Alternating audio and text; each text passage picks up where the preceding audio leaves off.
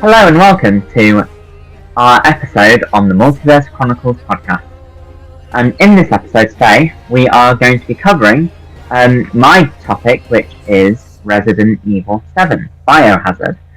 And with us today, we have the IT technician Josh and our new podcaster Yuri. IT technician, that's degrading. Do you want to say hello, guys? Huh? What?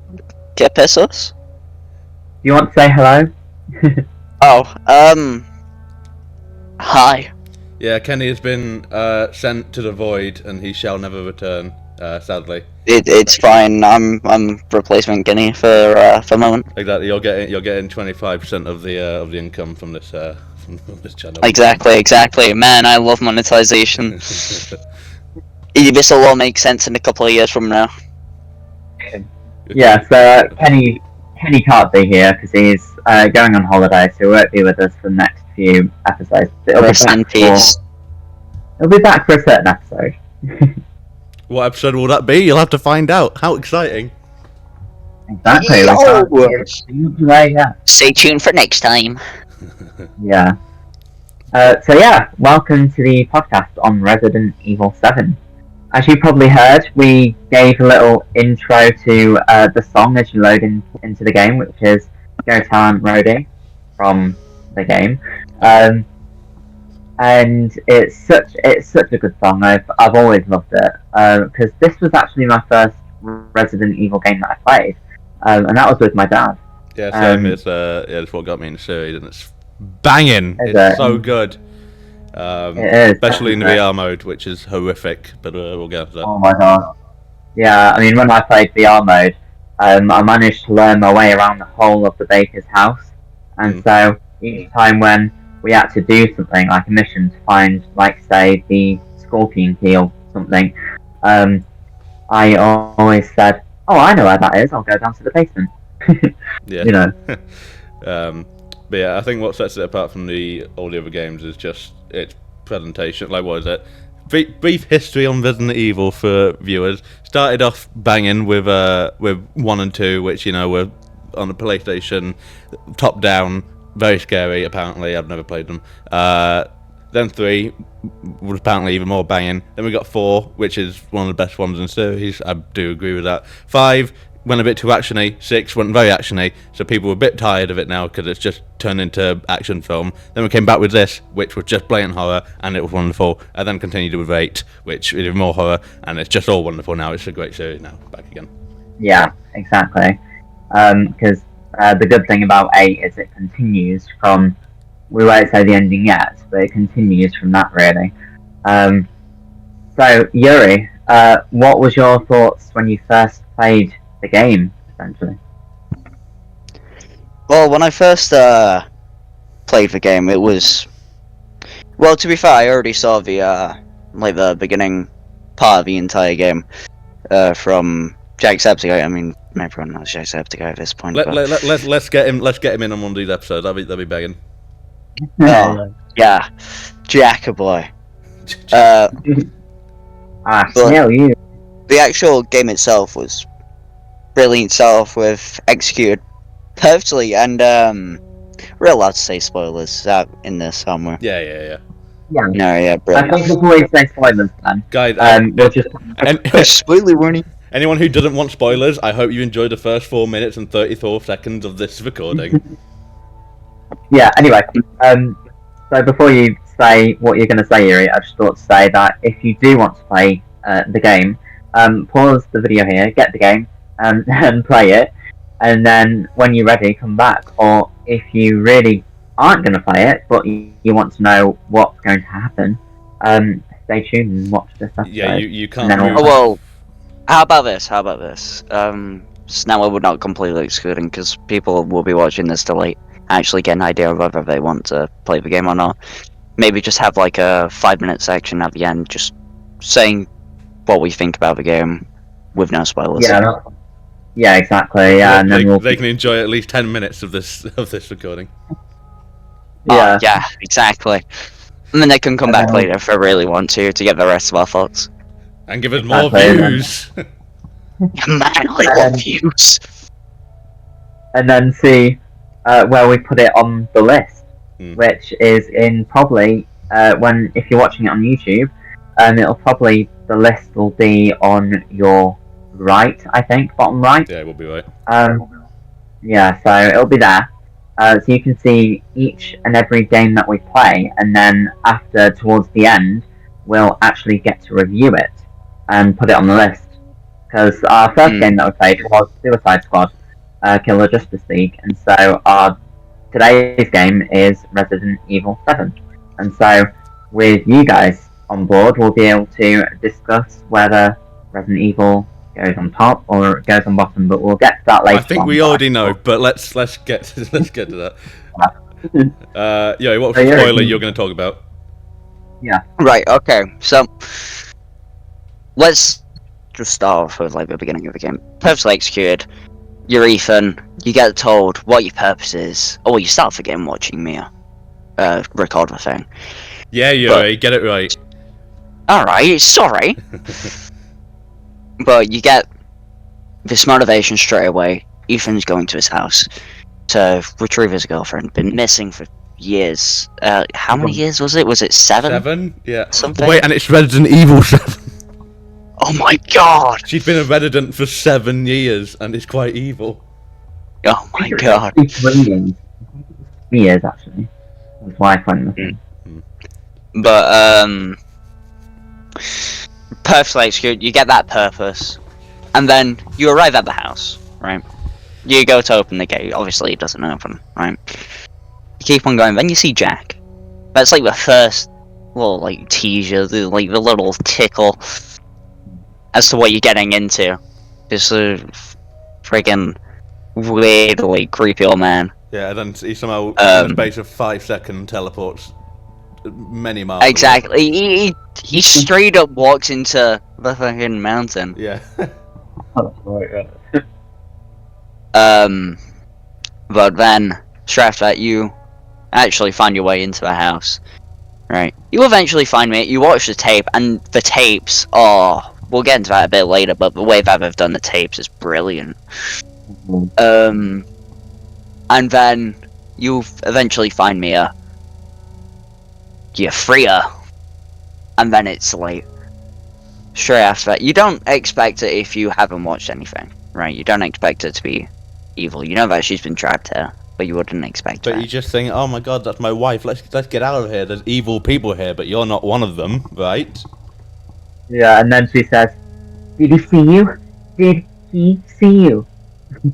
It's like you wonder who. And then he calls her, then he calls whoever this is Daddy, and is like, what? Yeah, and then Ethan straight up just responds with, "Daddy." They're definitely gonna try that out later once they left the. But a little later on in that segment where Mia sits down on the sofa, there's 2 dolls in the little like sort of shelf area right next to it. You guys know what I'm on about. Yeah. I didn't know what to do with this bit for a while. Yeah, neither. When I first played it, I was thinking, right, what do I need to do? So I went up to the dolls and like had a look at them, and then all of a sudden we just hear Mia screaming, and then I rushed back, and then suddenly the door where she thought the door was is open. Yeah. What is it? You ran back. I meandered back because she's crazy. Well, with the dolls, the 2 dolls which are there, there's one which actually looks like Mia, and then the other one looks like Evelyn. Oh, well, Yeah. Ever who? We'll get into that a little bit later on.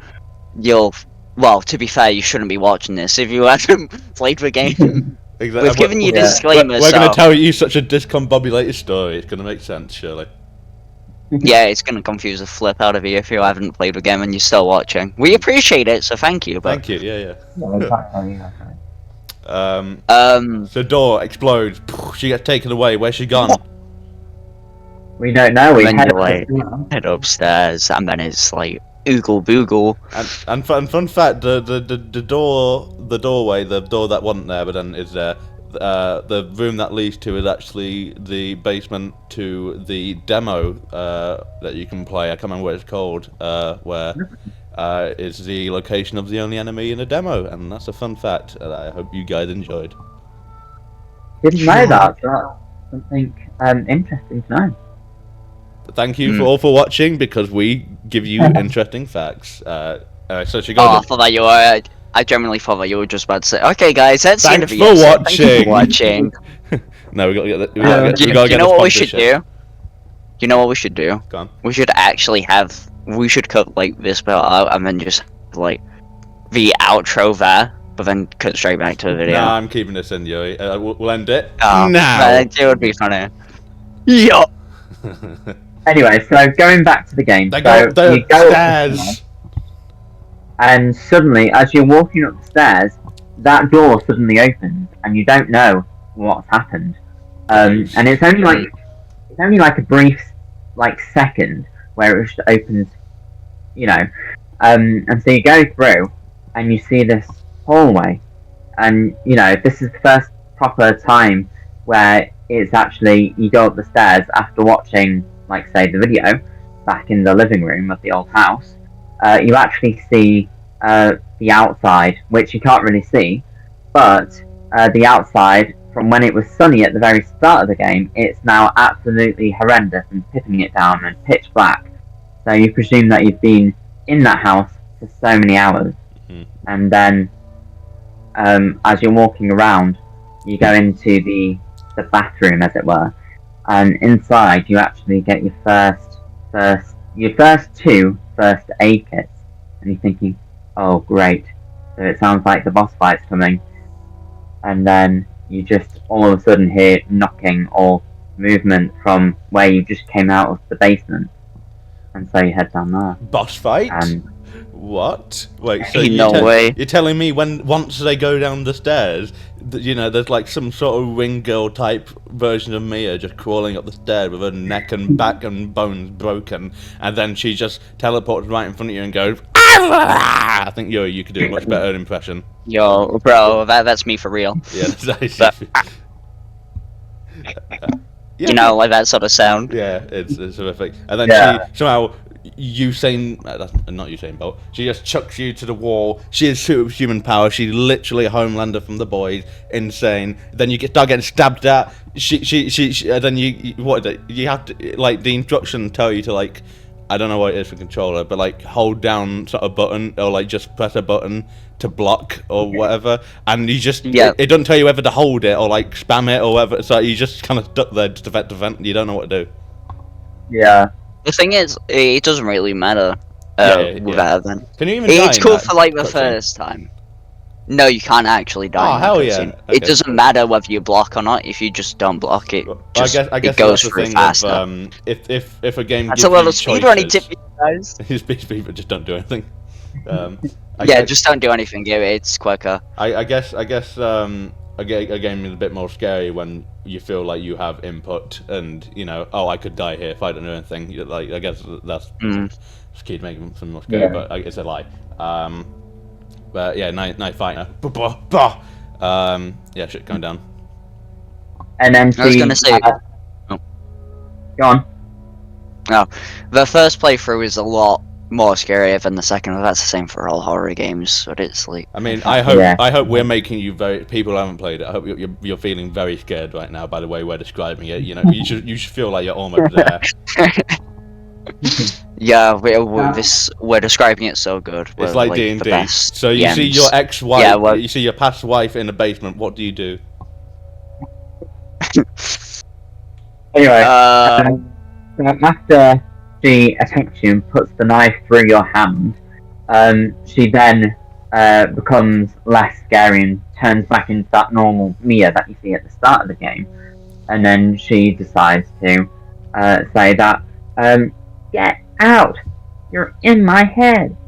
And so she bangs her head on the wall and knocks herself out, basically. I thought she killed herself there, which, like, that wouldn't kill you, realistically. Not really. Well, it might. No. Yeah. I mean, It would be hard, but it might. But is you it can What's probably the- guess that she's like not dead at that part. I mean, by the fact that she just like threw you away like you were a. I was about to say piece of paper, but you would just kind of like float down. Well, yeah, a piece of paper would, it'd like get caught on the wind and then just stop moving. Exactly. But then yeah, she knocked herself out, and this next bit would probably I don't know. This is one of my favorite games. This is one bit I have gripes with for some reason. But then you just left. Do you call Zoe at this bit? I don't think you do.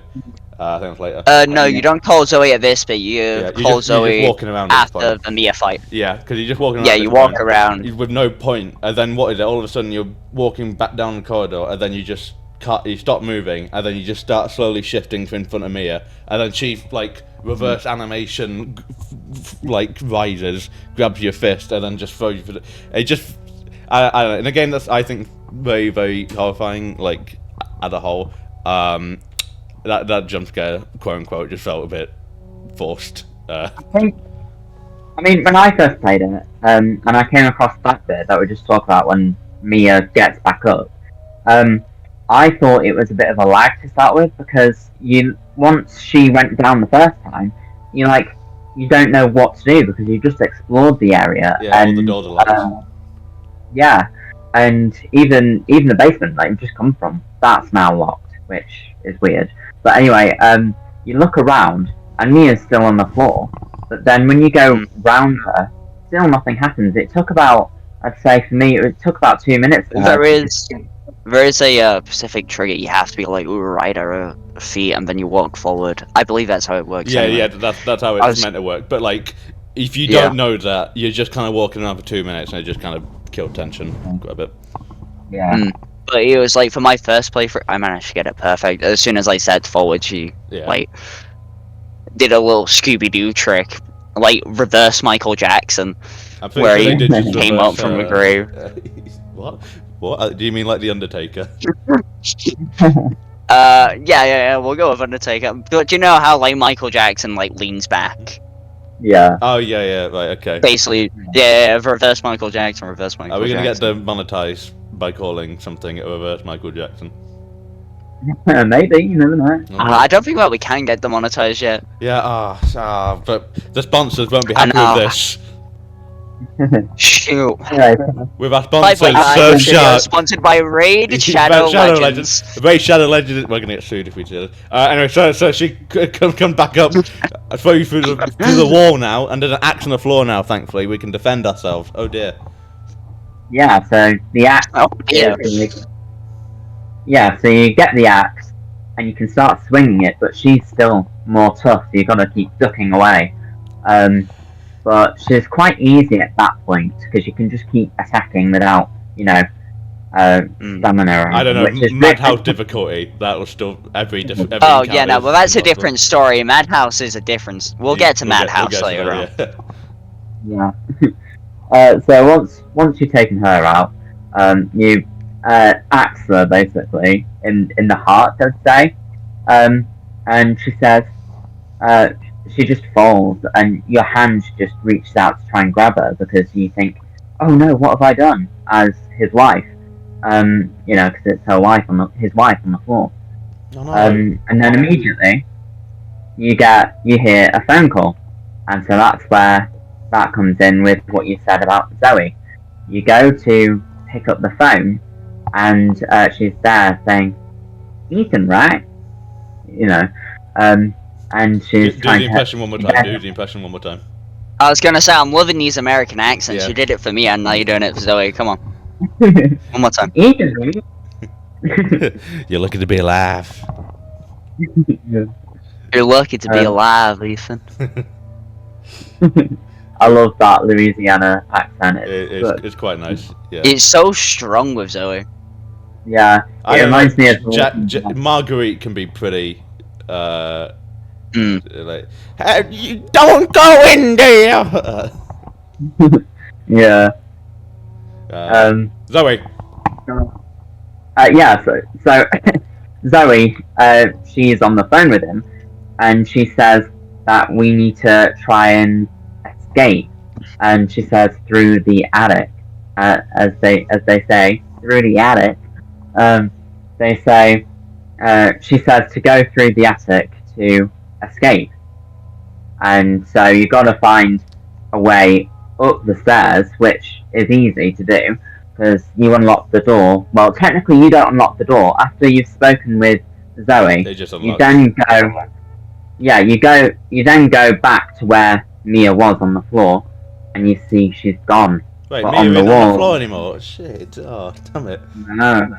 You know, I Is- saw a couple of people which like completely missed that, so they Yeah, just yeah. went forward without like the axe. Yeah, and then Oh, it just really? made the entire boss fight just more difficult. Yeah. That's probably one of the creepiest moments in the game where you're just like, okay, bye bye, dead wife. Where the hell's my Nah, dead but wife? imagine like doing that during Madhouse with Yeah, like yeah, the you would last not Mia live. boss fight. Yeah, You'd have to hit like every single shot. yeah. Exactly. Yeah. With headshots. And Mm. yeah, because like when it comes to the actual boss fight, we'll get to that bit in a minute. But you've actually then, now that Mia's opened the door, you then realise you're back to where you were in the main hall of the old house, where the living room is just next to it. And then you go through and you can see the attic and the kitchen where you originally start with, going into the old house. But you've got to then find, now that you've got the what was it? The not the chainsaw, but like the wrench that unlocks, that breaks the chain. So you can head to the hall bit where you come out of and get the chain bit off. And inside you see this light infuser, I think it is. And then you can head back to the living room. But as you're starting to go through the kitchen, you see Mia walking very slowly. At this and then- point, if you were Ethan in real life, you would just break a window and get out. This woman You know is what? crazy. And Ethan don't even react. He's just like, oh, okay. Yeah. You know, get me a person like Ethan, and I'm sorted for the rest of my life. Exactly. Yeah. He's so loyal. He will lose his hand, his head, his whatever, his leg, even in some cases. He will do whatever just to stay with wifey. The amount of stuff that Ethan does quite literally kills like this fucking godlike being towards the end. Yeah, Yeah. actual Like- literal god who can control mold. But we'll get to that. Yeah, but Ethan, Yep. Ethan might get it. Sorry, new players, that was kinda A spoiler. okay, just like, well, yeah, again, we've given them the spoiler warning, but like a new player who's like continuing watching. Who's playing? Who's Wait, just playing the hear intro back. while we're playing it while watching this? Yeah. Yeah. I'm sure they'll go in a game order. So you see, Mia walk by, and oh shit, that's a bit weird. It's at this point doesn't she like move out of like a little cubby or whatever, and like you can see she has something behind her like her back, and it's like, I'm not gonna hurt you, and then she like slams you against the wall and just says But you really should have. yeah, it really fucking hurt. Ah! Yeah. I mean, just before that, you go to the living room to put the infuser into the box so that you can get to the attic. But then, as you leave, that's when she appears and then gets you, yeah. and then walks out onto where the stairway is and gets that chainsaw. Hmm. By gosh, I actually, when I first played it, I was absolutely scared. I honestly thought, oh great, what's going to happen? Am I going to die? Am I going to have to restart? Because I didn't realise it was an actual cutscene.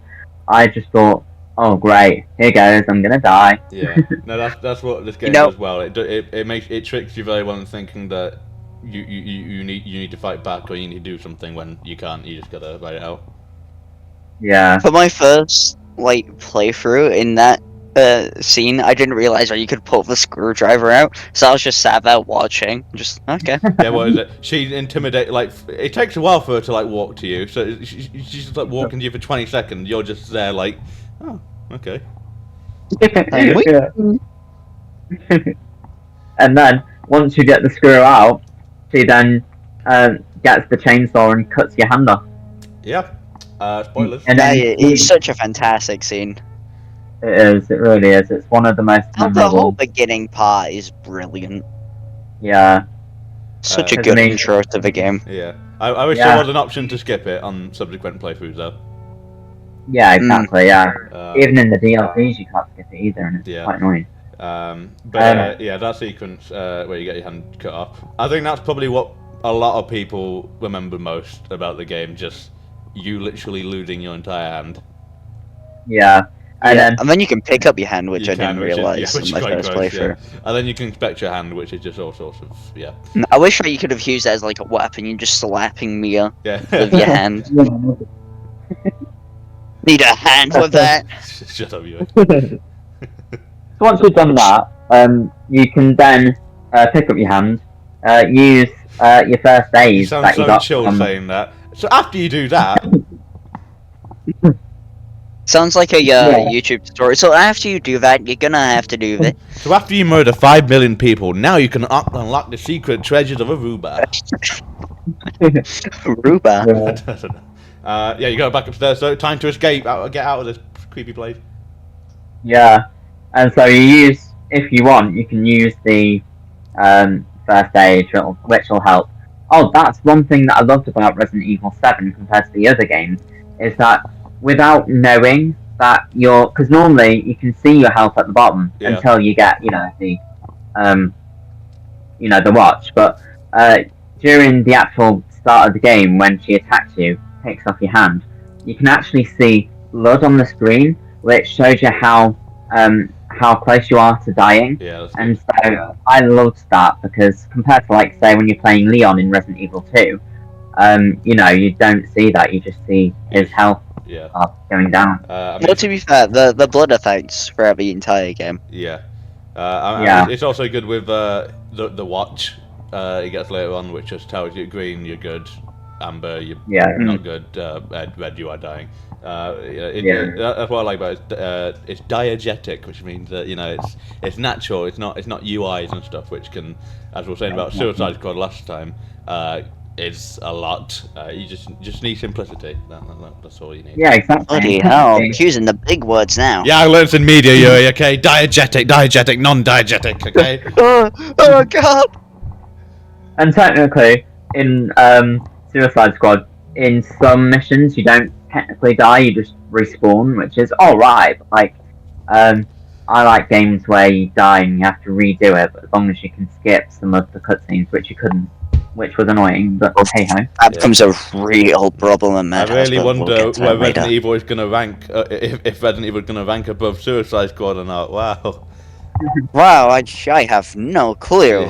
Tune in until the end to find out. But when you go into the I was about to say the ceiling. When you go into the attic, what do you find out? You find your first gun. Oh no, things are getting bad now. But the one thing I found really annoying was his line when he picks up the gun. He says, "Okay, fine." It's like you think, "Oh great, let's." He's so down for murder now. He's like, okay, Yeah. find me a time I mean, to to kill be you. fair, if someone just cut off your hand, That is fair. Yeah. just like threw you into the wall, threw you like into another wall and broke the wall. Yeah. I don't know, Yuri, And then you had to- I'd be fine if you did that, which is very in character for you. I'd be fine with that. I think we'll still get on. Yeah, you'd be fine. Yeah. It's fine. I'd just staple on your hand, Yeah. like they did. Yeah. Yeah. Yeah, I'll give you a hand. But No. then, as you look around the attic, you see more of the bullets for the handgun, so that's good. But when I was originally watching Yuri the second time, I don't think you realised until I mentioned it that there was an extra bullet in. There's another Oh room. yeah, no. that- On my first playthrough, I ended up finding that, but I completely forgot about it on my Madhouse playthrough. Yeah, that would have You really ended up helped, watching the Yuri. original Madhouse. Yeah, no. Yeah. It's the largest amount of bullets. Yeah. 10. Technically, yeah, You have the I mean- place to win. It's fine. yeah.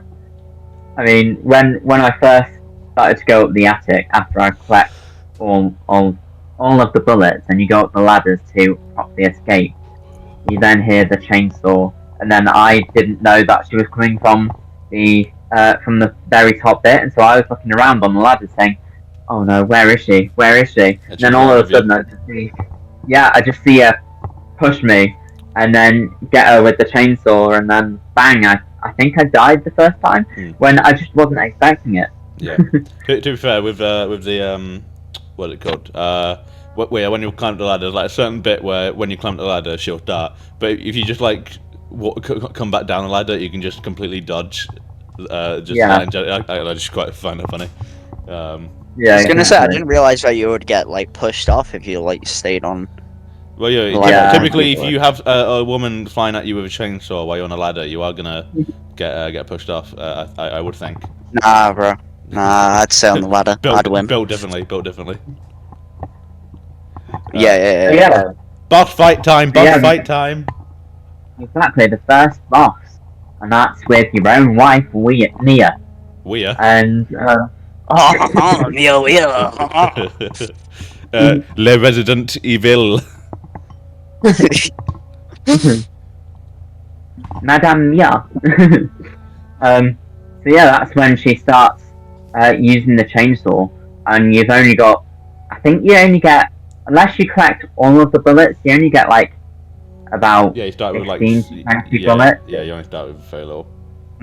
Yeah, and so that's very annoying when you're aiming at her, and then you go through the door, and then she suddenly just uses the chainsaw to break through, and so it breaks the door down, and then you use your bullets on her, but then sometimes when I was playing it, I missed, and so eventually, I ended up using all of my bullets and I had to go back to the axe, and that was very difficult when she was able to run and use the chainsaw. Yeah. What did you guys think about that?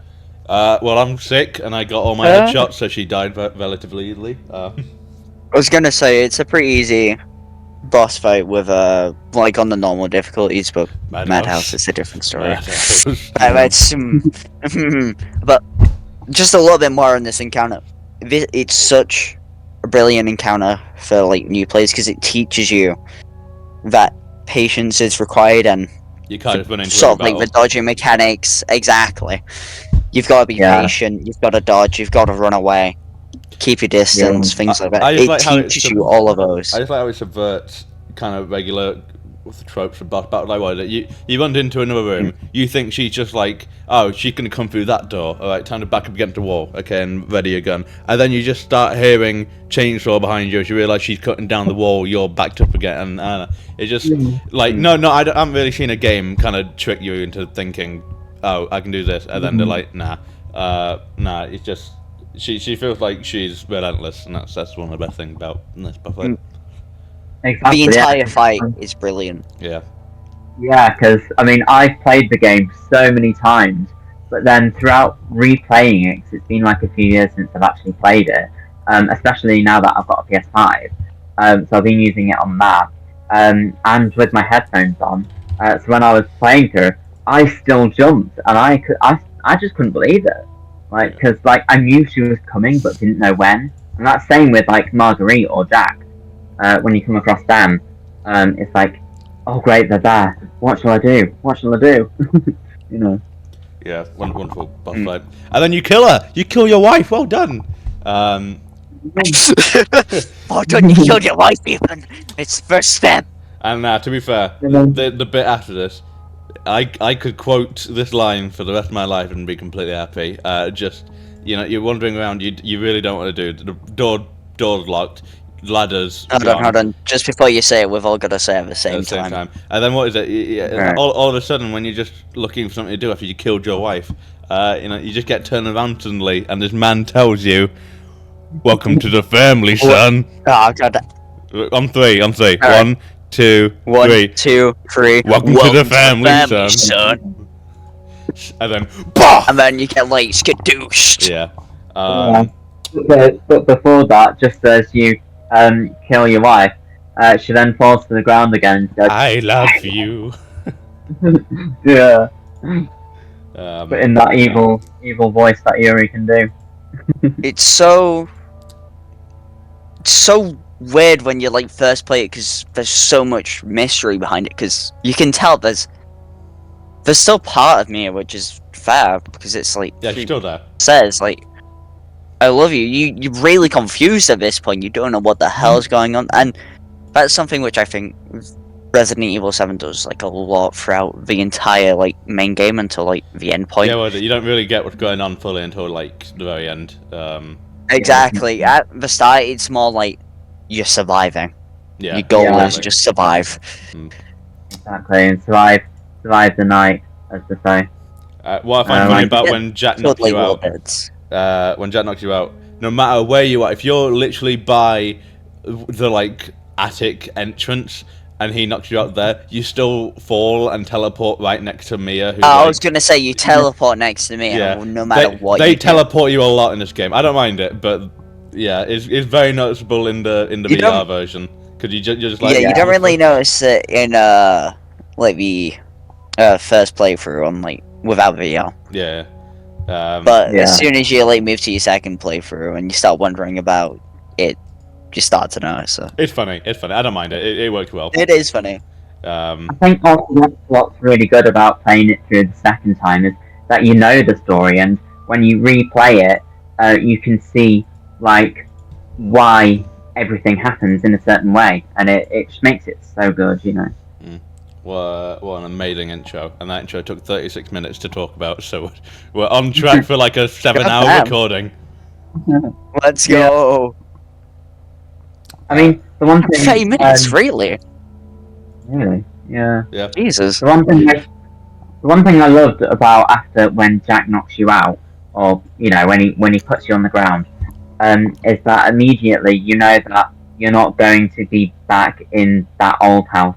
Maybe throughout the whole game until till you see later on what actually happens. Yeah. But I loved when he's dragging you. Once that gate's open, what you originally go to, it's open now, and you can go into the main house, but you don't actually move. Jack's pulling you, and Mia, from what I remember. Or she's got Mia on her back. I like that scene as added subtext. We've all played 8 now, haven't we? Yuri hasn't. I've not played Resident Evil yet. It's on the Okay, list. there is subtext to this scene now. I won't spoil for you because you're gonna play it now. It adds a lot to the Welcome to the Family, son. Now, believe me. It really does. We might even do it in a future podcast so that everyone can follow along. But that scene that I was gonna say I am. if you gonna go play to like Resident Evil. the comment section of any Welcome to the Family son video, you will just see comments being like, "Well, this has changed perspective." It's good. It's good. But yeah, now you're in the main house, and what is it? You blinking a little bit, and someone just stapled your hand back on. What? How does that work? Oh my God. She says this. Oh, Ethan, we need your laugh. Yeah. She said something like that. I was gonna say when I first played it, I don't think. Well, there'll be someone. I didn't realize it was like Zoe. Yeah. I thought it was just begin some with. like what I mean. It had some like old men's trousers on. I didn't realize it was Zoe. But yeah. I mean, I've got to say it's kind of kind. They kind of defy logic. Staple on your hand, but you know, all the Resident Evil games sort of defy logic. yeah, because they're definitely not subtext. They're definitely not subtext from Resident Evil 8 now. No. But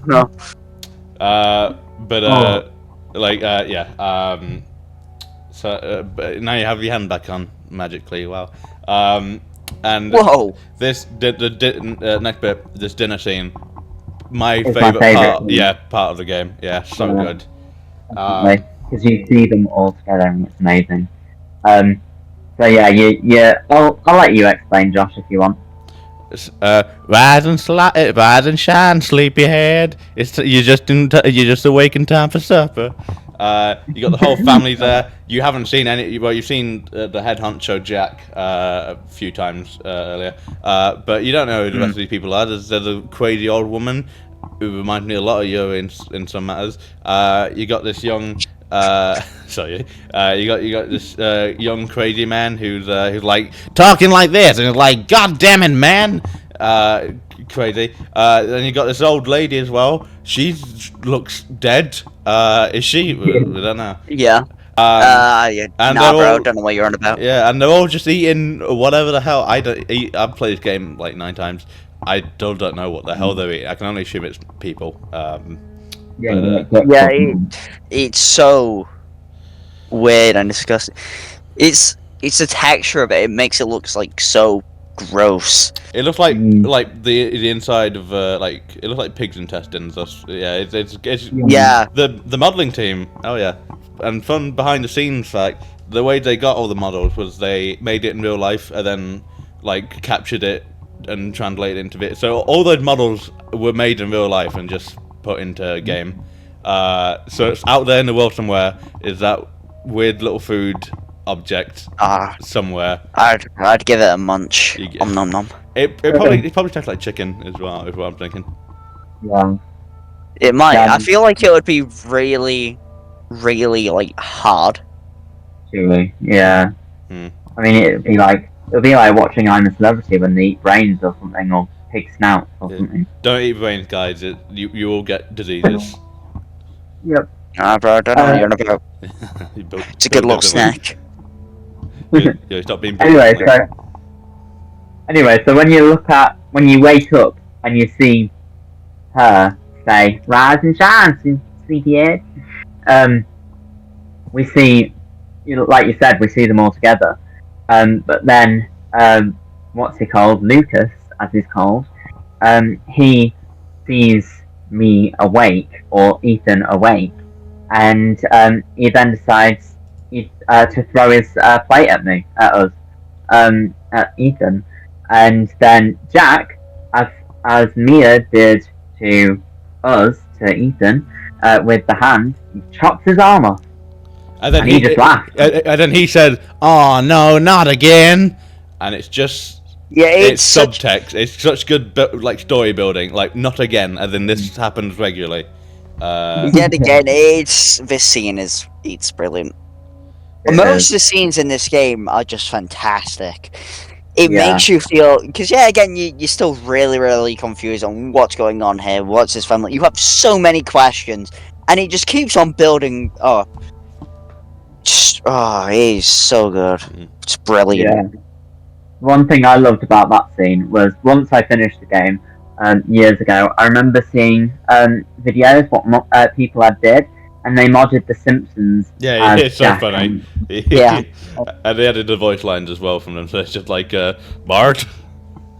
Yeah, literally. Oh my god. Yeah, and then I can't remember what makes them all leave. There's Jack, a phone call. No, it's that's after. What happens is Jack then decides to go feed the food into Ethan's mouth. Yes. And our character spits it out. I don't know why I keep saying my character, your character. It's Ethan. But anyway, yeah, he spits it out. Ethan.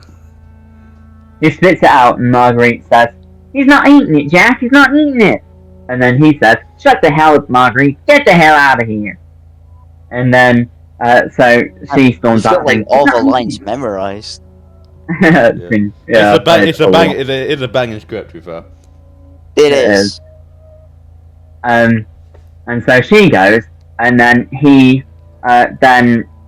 Jack then walks back and says, "This is supposed to be a good supper, and you just ruined it," something like that.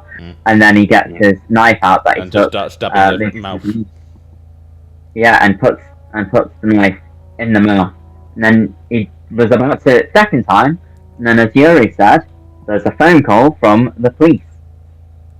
What they assume to be the police. I'm guessing it is. Oh yeah, because Lucas is like, "Those goddamn pigs again." Yeah, so it's like they head off, and then Jack's like, "Yeah, I'll be back for you," or whatever.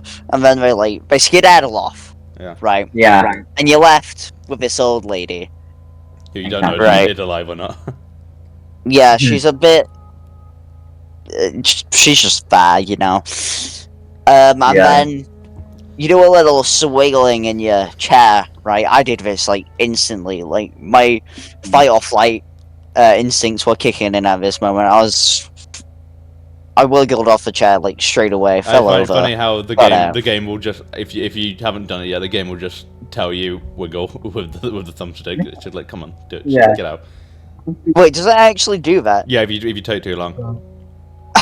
That's brilliant. Oh no. And so you get up, and the one thing I also love about the game, when you're exploring like the old house or the house that you're in now, the main house, is there's always stuff to read, and it potentially explains a little bit more about the story and what happened. But there's some stuff in the house like saying, I'm gonna get the chainsaw. I'm gonna go out and buy a chainsaw. I'm gonna get these ropes, and you think, well, what's Jack going to do with all this ropes and stuff? I was gonna say, doesn't he buy 400 and something leads? That's right. Yeah, he buys something like that. Well, I just think when it's like that, clearly this is still infected Jack. So infected Jack, I just trying to imagine an encounter with him just going down like to your local Tesco's and being like, "Howdy, son, I just want to buy these 400 meters leads. of yeah." What can I say? I got a lot of dogs. Yeah. So that is what I loved about. I loved just reading through every single bit. I didn't. The one trophy that I didn't get was reading through every single bit. I think I missed a few, but you know, it tells you at the end if how many you managed to find. Yeah. Did you guys find all of them? I did it for the achievement. Yeah. Yeah, I fully planned on the game now. Yeah, that's good then. So after you escape from this chair, you can have like a little wander around. And I think I went into the living room area bit, just next to the dining room. And I see this little ornament, and you can pick it up and look into it. And then as you look into the actual main ornament teacup, in a way, like the inside, you see a coin, and so you wonder, well, what's this coin for? What do you use it for?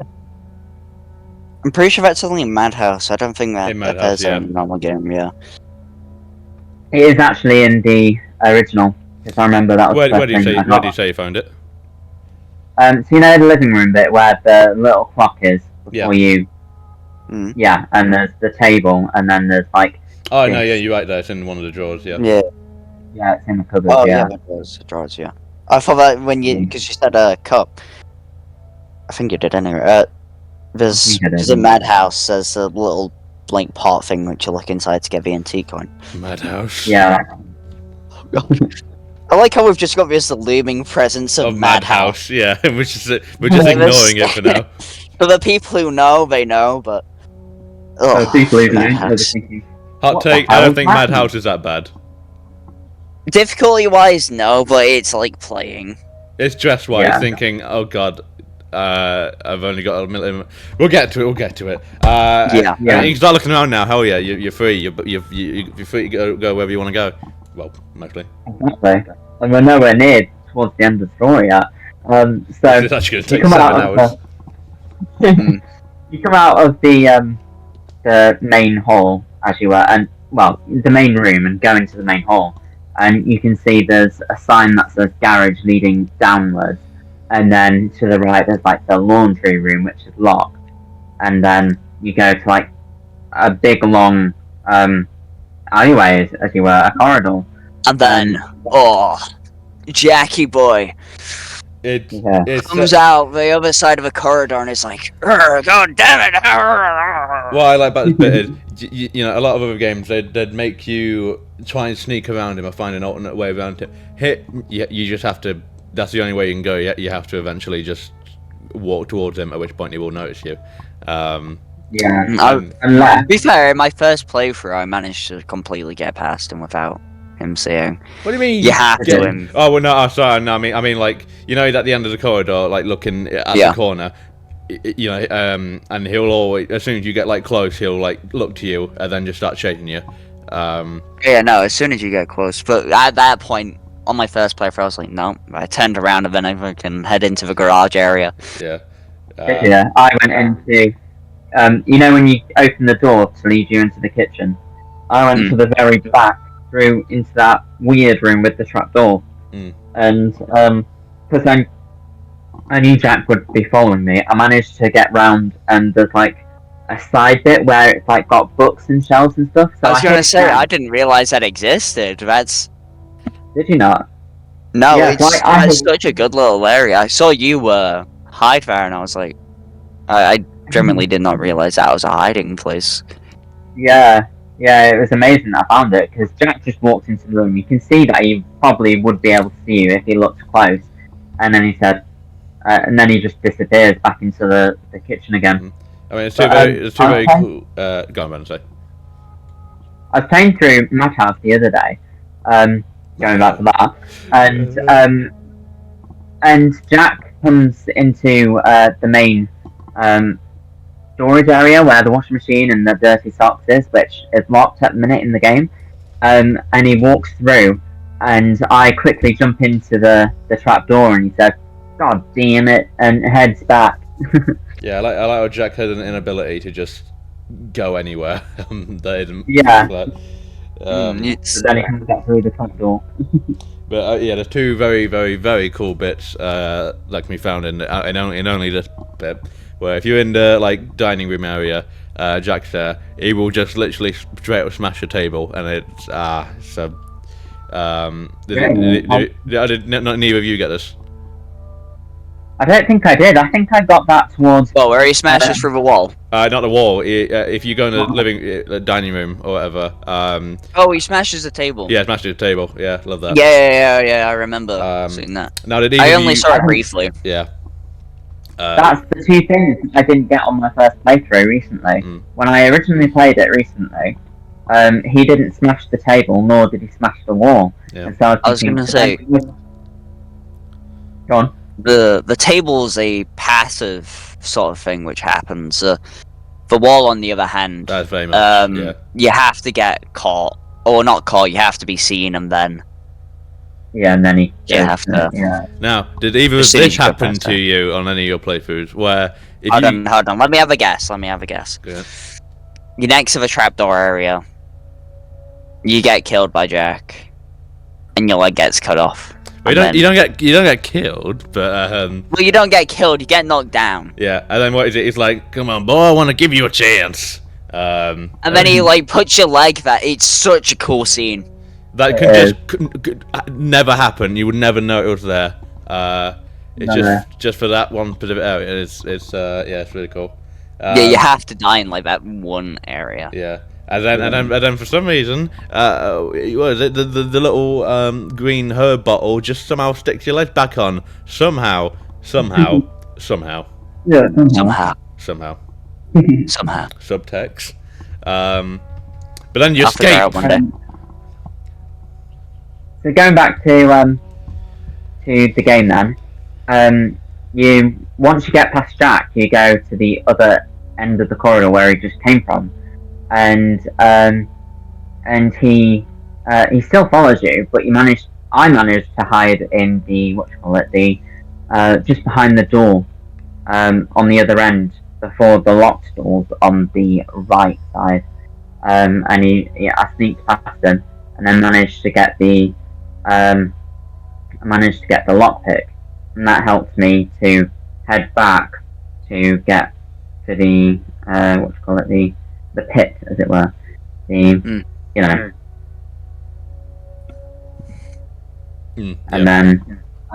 then as you go through the trapdoor, not the pit, the trapdoor, you can then eventually get to where we were talking about, which is the laundry room. And there you see there's a phone box, there's the save point, the typewriter, and there's also like a little box that you have to unlock, which is quite fun to do. I mean, there's a coin in that little tunnel too on the lawnmower.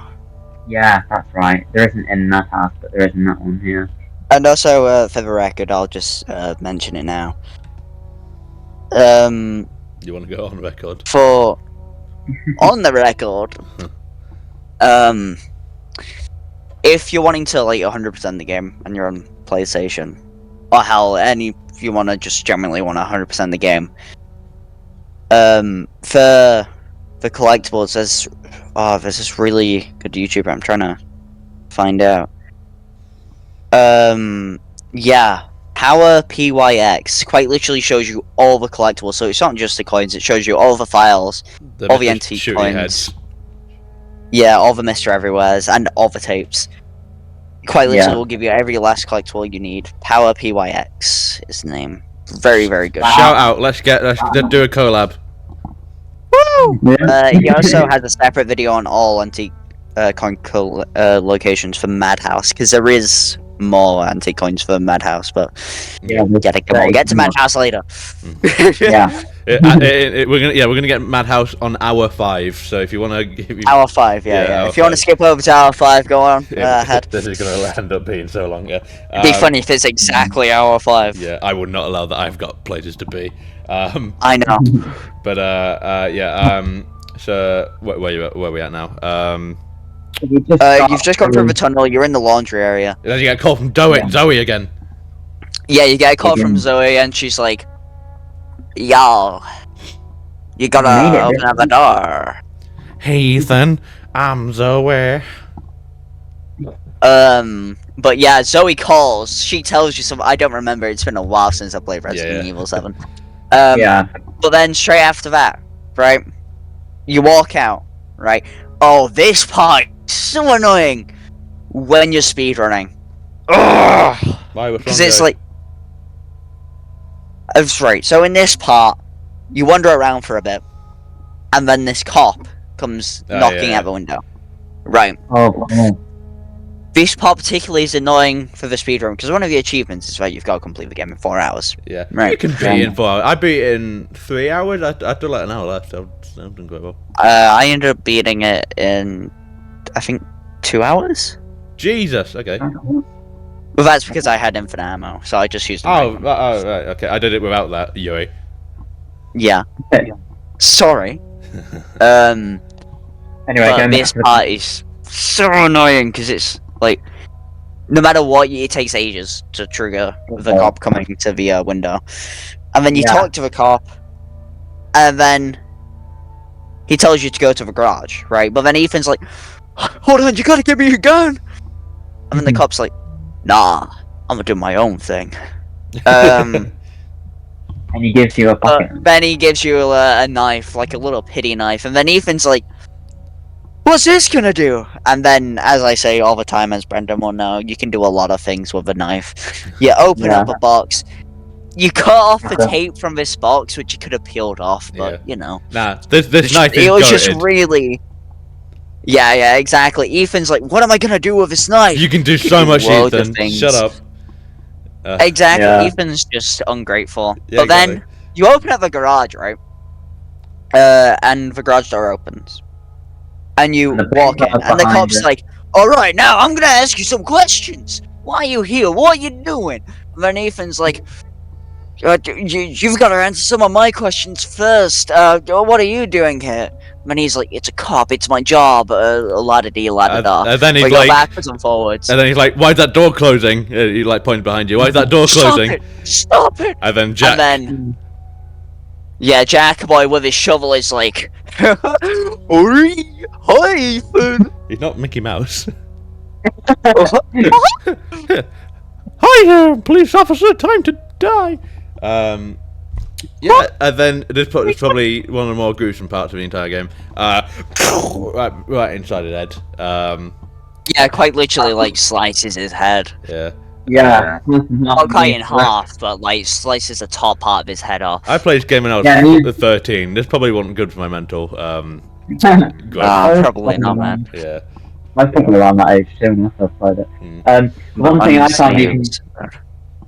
One thing I found even more gruesome at that part was like half of his eye was still there. Yeah, oh, it's awful. It sort of like pops out, doesn't it? Yeah. Poor guy, did not deserve it. No. But then straight after this, you enter the boss fight with Jack. There's a gun on the floor. You pick the gun up. And then, to be fair, the gun's kind of useless in the encounter. Because it's like, It's quite scripted. especially if you're doing Madhouse, because it's like, we'll get to Madhouse later. It's just a speed run to get into the car. Yeah, it's a matter of getting the car keys on the side and then getting into the car. Exactly, and then vroom, vroom, vroom, you know. The first 5 attempts, I kept dying because I couldn't get to the car, and Yuri saw me die a lot of times. I was gonna say that was just in Madhouse, so. Yeah. Yeah. So it's like you've got to get the lockpick first, you've got to open it, you've got to get the keys, then you've got to get in the car. Yeah. Well, what was it? How did this boss fight turn out for you guys in terms of what happened? Because you can either get in the car and run Jack over, or he gets in the car and goes for a goddamn spree. I was gonna say I ended up getting in the car. Yeah. I did die a couple of times because I didn't realize what to do. Because as soon as he gets in the car, it can be really finicky sometimes, but It's fun it's such a fun. It's fun as hell because he does donuts. You can't go wrong with that. Yeah. No. Especially when you got to keep spamming the block button because he just like the donuts. They're too vicious. Yeah. Exactly. Yeah. You've just got to stay in the corner though, and then you're fine. But And then when you're in one, all of a sudden, once you keep running over Jack, you suddenly hear a sound on the roof, and then he just suddenly. I was gonna say, I think being in the car is better. Yeah. Yeah, because I love that part when he breaks open the car. You can't do anything to stop him, and then he's suddenly got his hands on the brake, your hands on the thing, and he's got your whole hands on the car, forcing you to drive. Well, what is it? And then we're just gonna. This is just for my nitpicks. We're just gonna ignore the fact that in order to drive, you need to have your foot on the pedal. Ethan was still very much in control of his foot and could just not drive. Right, are you ready for this man-pat film theory? Go on. Ethan was like, you know what, this is fun. he was I'm down for joining it. this family. He was down for it, yeah. He was like, I want to join this family now. This dude's sick. He's chill, bro. I want to see like a he Miami wanted Vice like spin-off of Resident Evil 7 where it's just Jack and Ethan just like driving into the sunset. Imagine. They've just got like the do you know the little flag which people have where it's like just got recently married? It's just got it's like that, but just recently joined the fam. Goddamn. Good fight. And then what? He makes you drive into like a big mess in the wall that could nearly stab you. Yeah. But then it gets narrowly dodge it. Yeah. And then afterwards, you exit the car. You walk back a bit, and then the good old Jack boy It's on fire. opens up the door. The car set's on fire. Sorry, and then Jack boy comes out on fire, and he starts walking to you, right? And I didn't realize this. I thought that you had to shoot him. Oh, no, you can grab you, yeah. Yeah, no, you can just let him grab you. It saves so much more ammo. I was gonna say, I started loading him with fucking lead at this part. Yeah. and then the car explodes a few times, and then he dead. Which is good. Well, dead. Dead. We'll get to that later. Yeah. Then afterwards. A ladder appearing. Yeah, and then you go to the ladder and you're thinking, wow! I just did that, I'm so good! You go onto the ladder and then Jack's like, are you ready, son? 'Cause you're about to see something wonderful. And then he grabs your hand, shoves the gun which you just got from the cop into his mouth, and then he forces you to pull the trigger, blowing up his brain. This is the one. It's cool, but I just think it's the one scene where it's like, I think Resident Evil 7 is trying to get away with a lot, violence-wise. It is extremely violent at some point. I think this is just kind of one of the needless ones where they're just like, let's do something edgy and cool. Sure, he shoots him, he killed himself. You could have the game about that and it'd just be the same. You already get Jack as mental. You don't even need to have him kill himself to prove that. You already think he's dead. Well, it depends. I never believed that he was dead, but you'd you'd have more believing he was dead if that wasn't there. Yeah. But either way, I think it's still fine. I think it's a cool scene, but Yeah. like you said, Yeah. it's not I'd be exactly more fine with it. I'd kind of find it cool if it's you use your bullets. If like after that cutscene you have like one bullet less, or if you didn't have any bullets at all, it just didn't happen. Yeah. Right. You two just carry on for a minute. I just need to go do something real quick. Okay, let's slander Yuri while they're away. Oh Yuri. Yeah, you go get the ox. You go get the ox. What is it? Medallion thing, don't you? That can. Oh yeah. So, I mean, first, yeah. So you go up the ladders, and then you see this thing in like a frame, and so you pick it up, unscrew it at the back, and then you see it's sort of like you said, like a medallion sort of thing, and you realise that does this work with that door that was locked when you walk to it, and so you jump down from the top bit of the garage back to where the garage, where you came from, and you go back through the main hall in and down the alleyway to where the locked door is. Yeah. And you need this medallion to open the door because the other one's been done. But because it's a double door, you just needed the other medallion. And because you've now done that boss fight with Jack, you can open it and it takes you to... I'll let you explain. Well, now you're in the cool zone area. This is the big boys club. Now you're in most of the open house now. This is probably one of the more open spaces you'll get to. I'm just saying, we should probably speak more, because... I consider this game kind of like a Metroidvania, if you're familiar with what that is, Ben. Yeah, I'm familiar. Oh my god, you're back, Yuri. Hello. Wow. I was thinking, whoa, my brain's talking for me.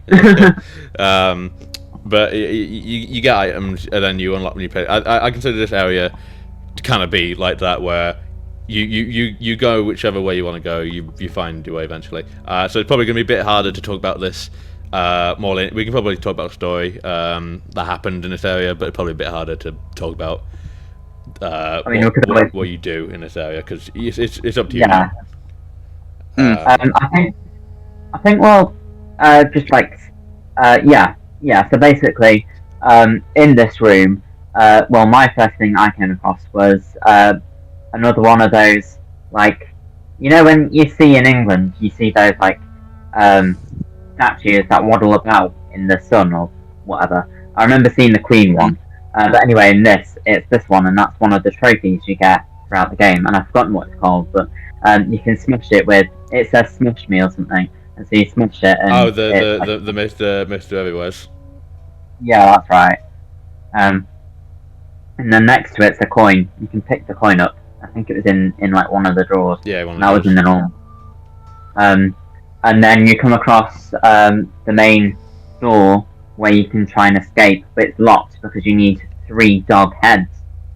And then as you explore that, trying to figure out what you need, you get a phone call, once again, from Zoe.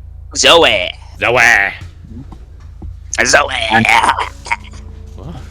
And in it, she's surprised. She's surprised that we've made it this far, because not many people have made it this far, as they say in the story. Again, it's just little small bits like that kind of build up the story in your head. Like, what she said, not many people make it this far. Does that mean that other people like Ethan? Is this a thing that happens regularly? And also, doesn't Ethan say that it's like, sorry, I killed your father? And it's just like, he'll be back. You might actually do this. Yeah. She's like not phased at all. Because she knows she's coming back at this point. She'd probably tried to kill him multiple times. And then once you've looked in the room, you see this other door to the other side of where the 3 dog heads are, and you head inside and you see there's a shotgun on a statue, and so you go pick it up thinking that you can just take it, but then you realise that once you pick it up it's like a trap, and so it locks you back in, and so you have to find another shotgun in a way to claim this shotgun, which actually has bullets, which is a real shotgun. And so you've got to put it back, and then if you want, you can decide to head upstairs once you've explored the room, because there's 2 stairs. There's one to your left and one to your right. And if you go up the right side, there's a room that's locked with a snake on it. I think, yeah, a white snake on the door. And so you realise, oh, I wonder what this is. So you go to it. It's a bit like Harry Potter, really, but it's locked. And so you have to go to the other end, where the other stairs were.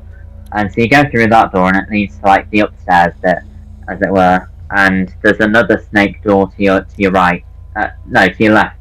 But then there's like an outside balcony bit, which takes you to the other rooms. But the one thing I loved about that was I was looking outside. It was tipping it down. But then out of the corner of my eye, I just see there's like this caravan. There's this caravan, and walking towards the other side of the caravan is Marguerite, who gets mad at you earlier, who we came across earlier. He said, "He's not eating it, Jack. He's not eating it." And she's got this like nightlight, as it were, like a lantern. Lantern thing, yeah. Yeah, and we just see her disappear into like another section of the outside area, and that gives you a gist on maybe you have to go that bit once you've escaped to try and get out. But anyway, you then carry on, and you come across this door. You go inside, and you see it's like a billiard room. There's pool table, TV, and a tape as well. You know what? This house is generally like sick. How much would this house to be? live. How much are Jack and Marguerite forking out to afford this house? It's massive. You got a small house. You got the main house. You have a whole old house or whatever. Then you have the bloody like Lucas area. It's massive. How do they have this house? And also, for the record, the fact that they have all these big, massive, fancy doors. Yeah, it's insane. Yeah, never mind the 3 dog heads. Yeah, Evelyn. As soon as she, who's that? As soon as they. Who's Evelyn? Yeah, who's Evelyn? They're like, all right. First thing I want you to do, guys, make all the doors really fancy. I want to make it really, really annoying to get through. Yeah. So in that room, you also see another door, but instead of the snake key that you saw, instead of the snake on the door that you saw earlier, you see a scorpion on the door, and you think, what? A scorpion? Why a scorpion? And as you can see through the window, there's a shotgun in there. Yeah, which you could use to that thing. Yeah, exactly. Yeah, but you can't do anything. This shotgun is way more better than the other one. It is, yeah. Yeah. But it's broken, Yuri. Oh, yeah, no. I'm 21 yeah. Oh no! Whatever show we do, we'll get to that later on, because generally it is so much more better of a shotgun. Yeah. And then you come across, like you said, Josh, another tape.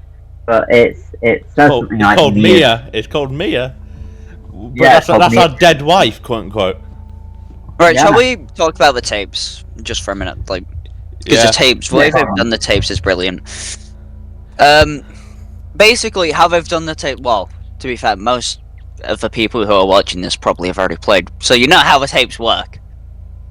But the fact that they designed it in such a way to a point where you actually play those events. Yeah, it could have just been you just watch it and then it tells you information. Yeah, it could have generally just been you watch it. No, they make you play through it. You feel like the intensity, and you feel so much more immersed. Exactly. It's beautiful. And also with the first tape, we didn't talk much about it, which we probably should have. But it has time traveling properties. That first tape, by the way. Exactly, because you look down and there's just this random ass lockpick. Yeah. That you can use to open a drawer. Yeah, and it just opens. Yeah, and then it opens in the fucking real time. Yeah. Ghosts. Because you're playing honestly in that video. You're playing a character called Clancy. Poor guy. Poor guy. Yeah. Did not deserve anything. Clancy goes through so much. Clancy goes through more than Ethan, honestly. Clancy, Ethan's just better though. Yeah. But poor Clancy, he deserves nothing that happened to him. Nothing. Exactly. Well, to be fair, Ethan doesn't either, but... Yeah, none of them do. To be fair, no one in this deserves anything. Except you get Evelyn. to particularly see, like, the Baker family well, we see a bit of a big family later on, but with the DLCs, which is another episode, but we'll touch on it a little bit here. There's one of them which focuses on the family before everything. Yeah. But we're not going to say that here. We'll wait for the DLC episode. Yeah. Stay tuned. Stay tuned. Better luck next time. Yeah. Haha. So in this first tape, you see Clancy and his gang shooting a documentary. The Sewer Gators, they're called, and they explore the old house, which you come across when you're being eaten at the very start of the game, where you come across your wife Mia as the villain, as we were talking about earlier. And so you go into the kitchen, they talk about some stuff, and then Andre, who's like another character, is the tallest character of the three, he disappears, and we don't know where he's gone.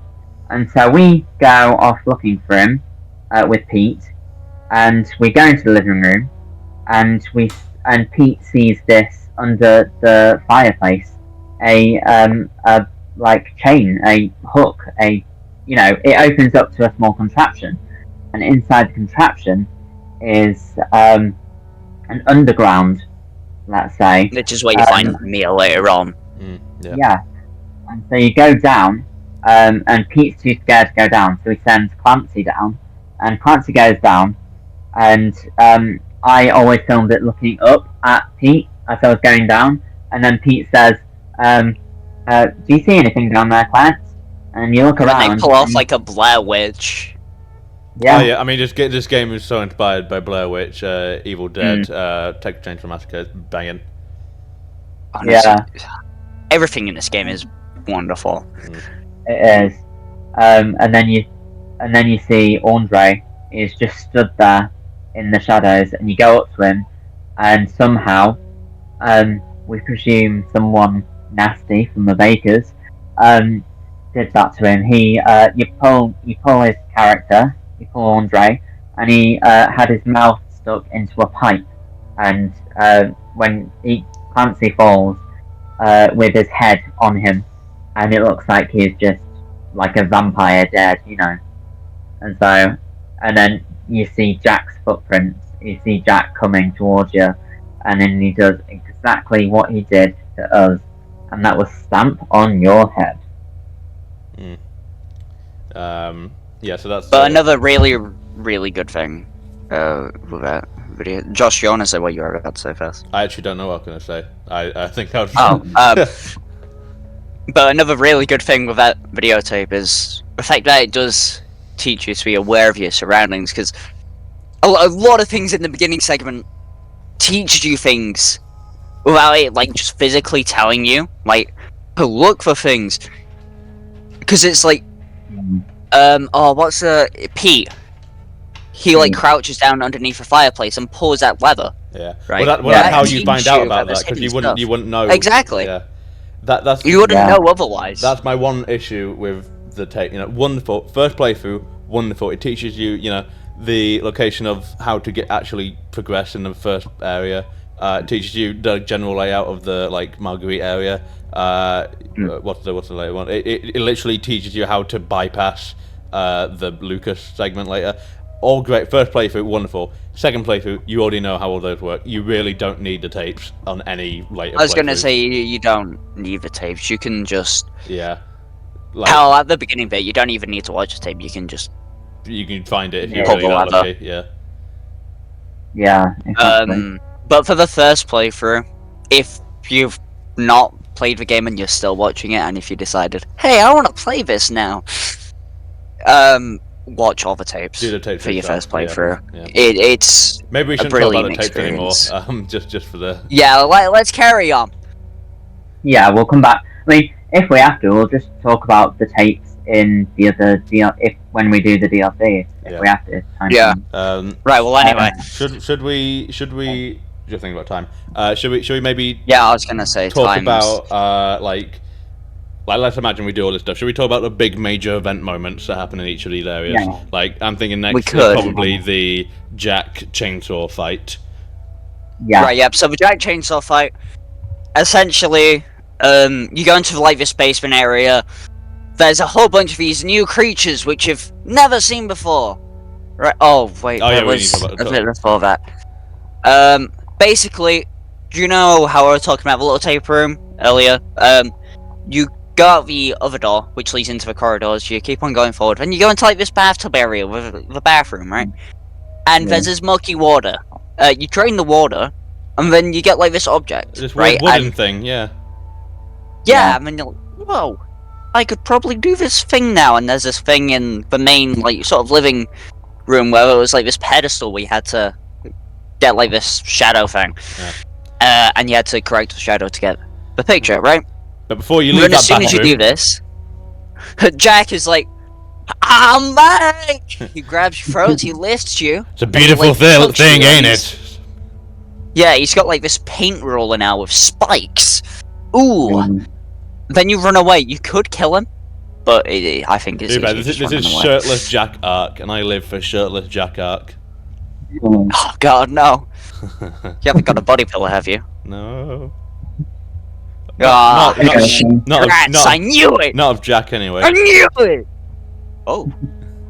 Fancy. Lucas. Anyway. Oh my god. But anyway. Jack's back. Well, to be fair, they're tech support dudes. Yeah. So. You carry on. You go into the basement. You find these, like, molded creatures. Wow, they're caught for molded. Ain't no way. And they're literally, But- yeah, they're just people, molded people, and it's quite Yeah. sick, honestly. But you kill them all because you're a savage, just like that. You also find the scorpion key down here, which you can go back to go get the shotgun. Man, you really have been The M21 Olympia. Yeah. Yeah, I'm trying to make this faster because we spent so much time while trying to get all the important On the bits. intro, You yeah. can go get the shotgun, replace the shotgun. Now you have the shotgun. Ching ching, and then What? you keep on going down. Cha-ching. Right, okay, I thought you... Okay. Continue, Yo. Right. So you carry on, Basement! and then you've got this shotgun.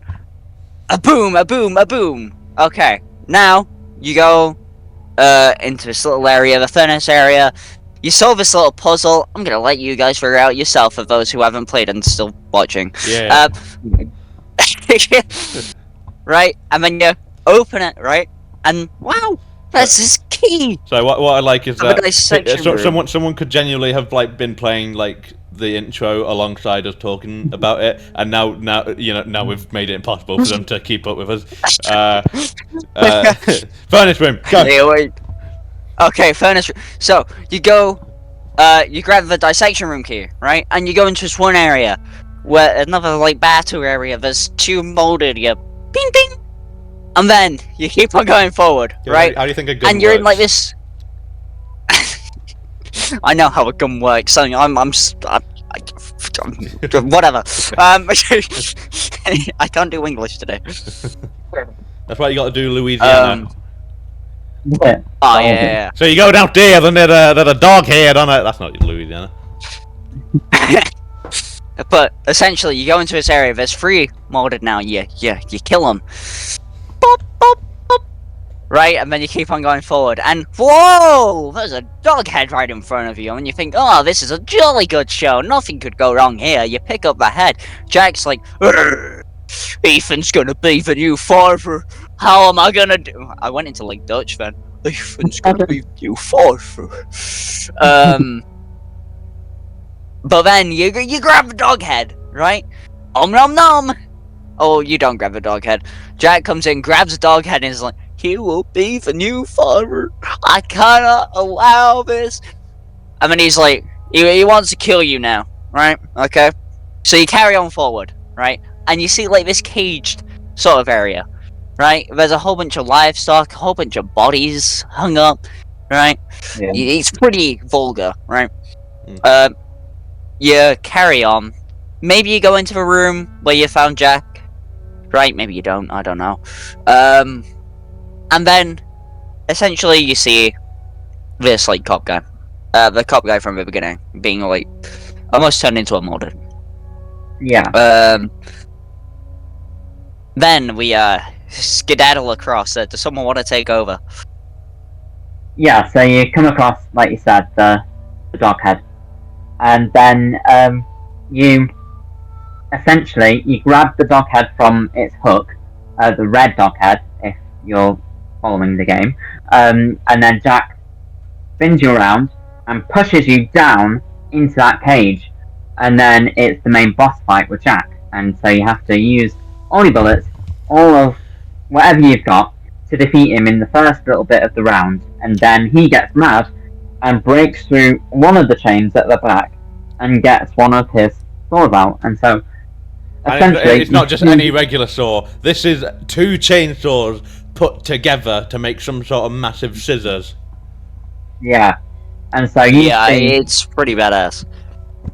yeah, but then you see there's another sword there, another saw there, not sword, and so you take the saw, and you can use it to get him, but because he's got 2, it's a lot more harder, especially in Madhouse. So you eventually defeat him, and he turns into this like weird. I don't know how you describe it. You'll see it when you play it. And it'll probably be on the video when you're watching the video of our podcast. So once you defeated him, you then use the saw to open up the cage so you can escape.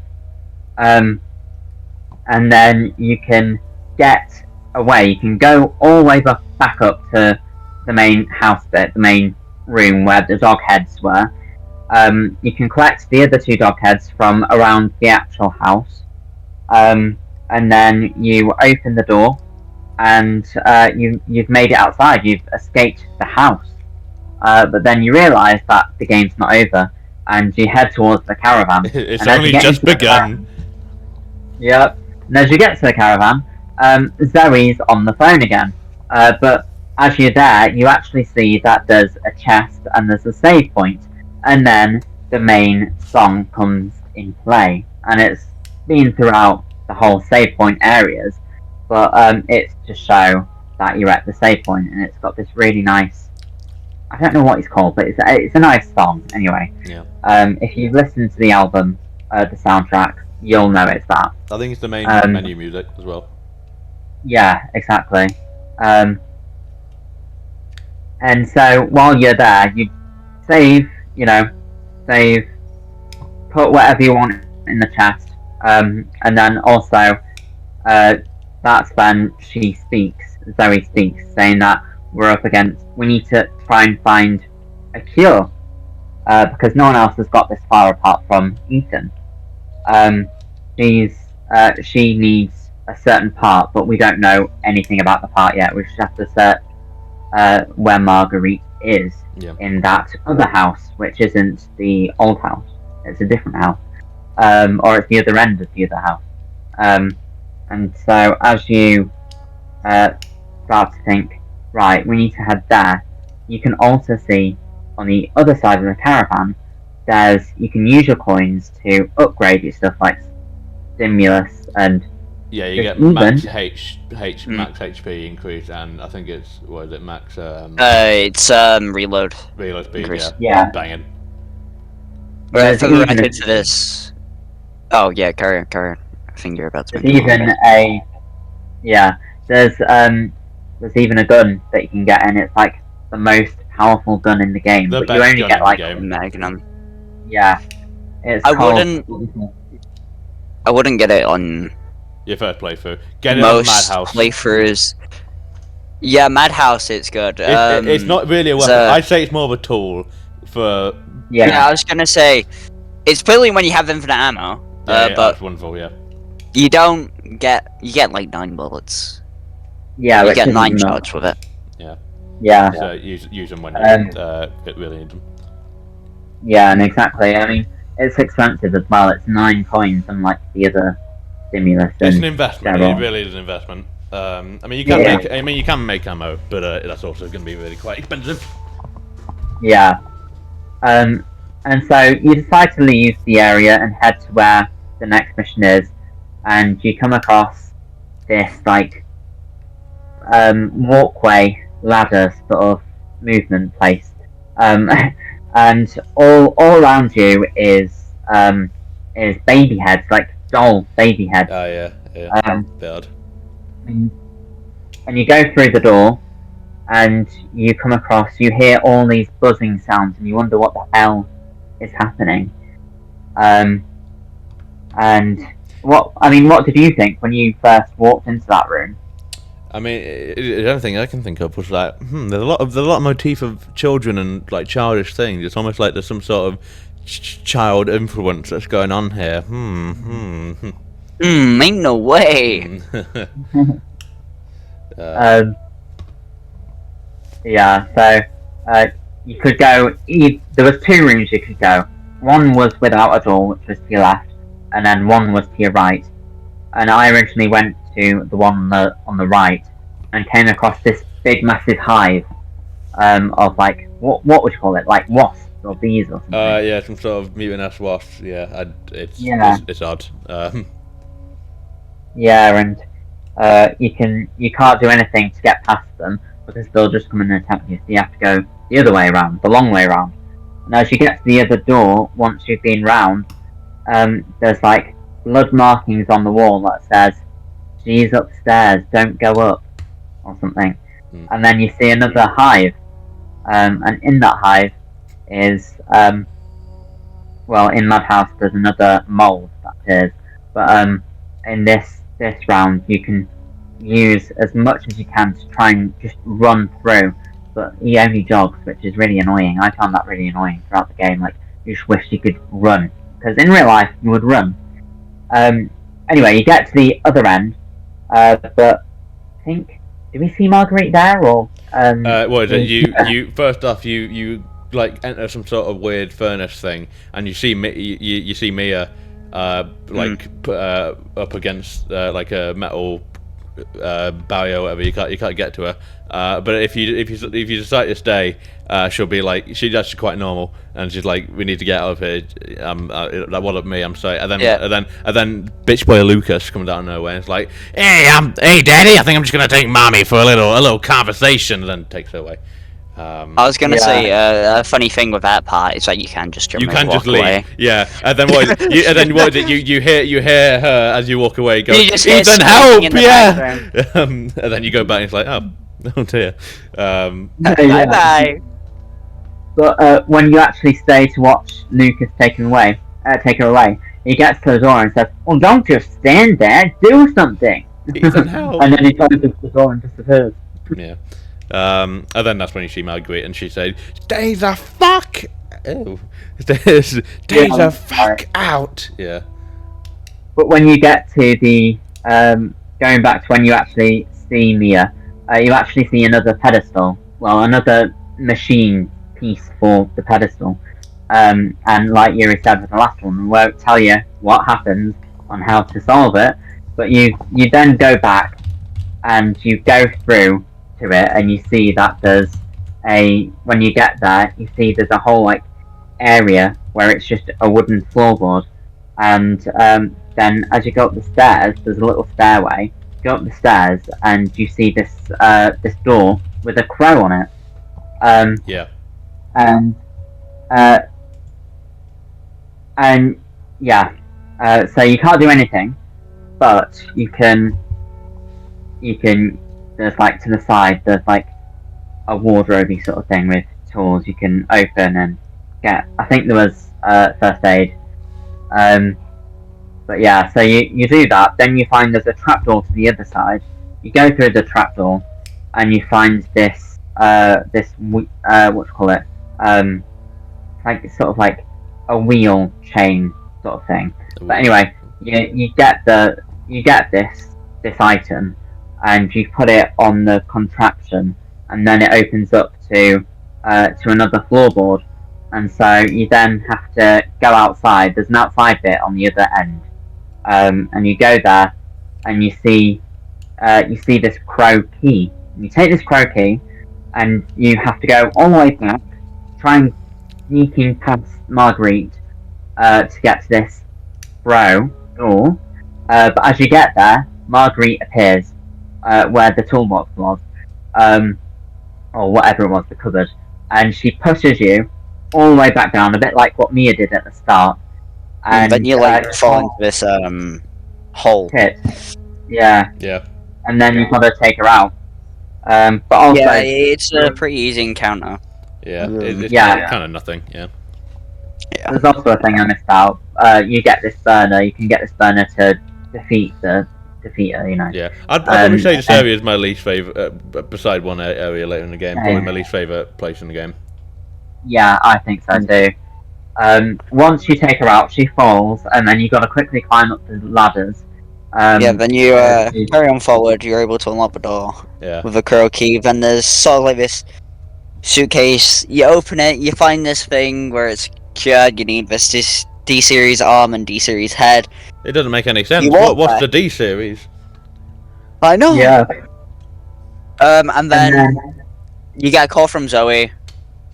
Zoe carries on talking. She's like, "Oh, okay. Well, I'm pretty sure I got the head somewhere. We just need the arm." And then you are told to check the rest of the upstairs, but you can't go forward on the upstairs because there's this door which is locked, which needs a lantern, which Marguerite happens to have. So you go back and you head to where Marguerite was.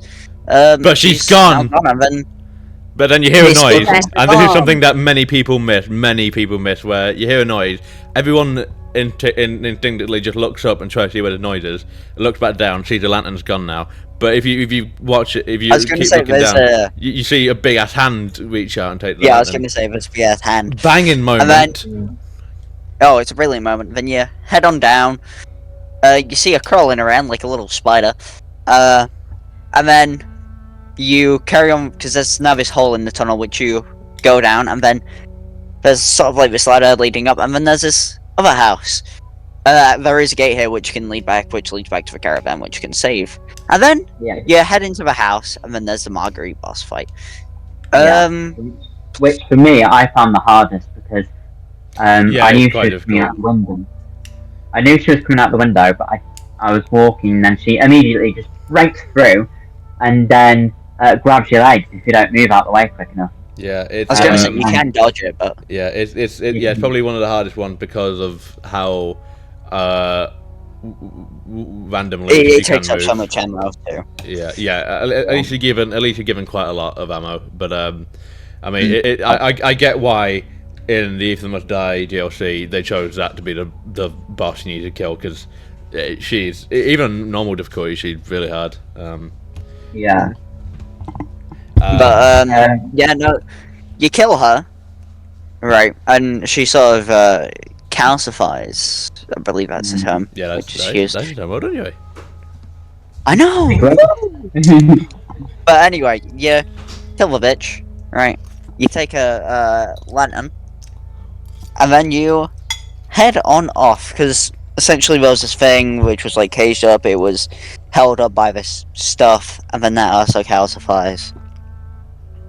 Yeah. And then you continue forward, and at this point you head back to where you couldn't progress before in the other house on the upstairs. And you place the lamp down, the door opens, and then there's a whole bunch of child stuff. Oh, this right? is Evelyn. Yeah. Yeah. Who? There's a whole bunch of child stuff. Yeah, there's a whole bunch of kids' shoes, What's things with like all that. these children's stuffs everywhere? Woo. And then you find this little essentially- cubby hole eventually, Yeah. There's and there's well, a actually, fucking. going forward.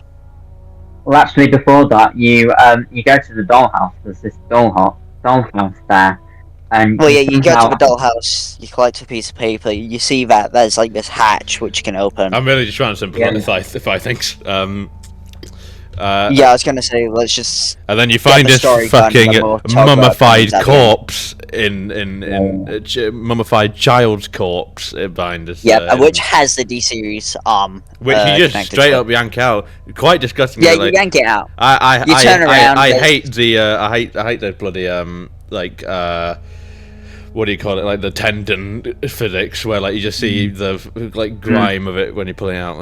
Yeah. Lovely. It's really, really good for the game, though. But you turn around, you see Evelyn there.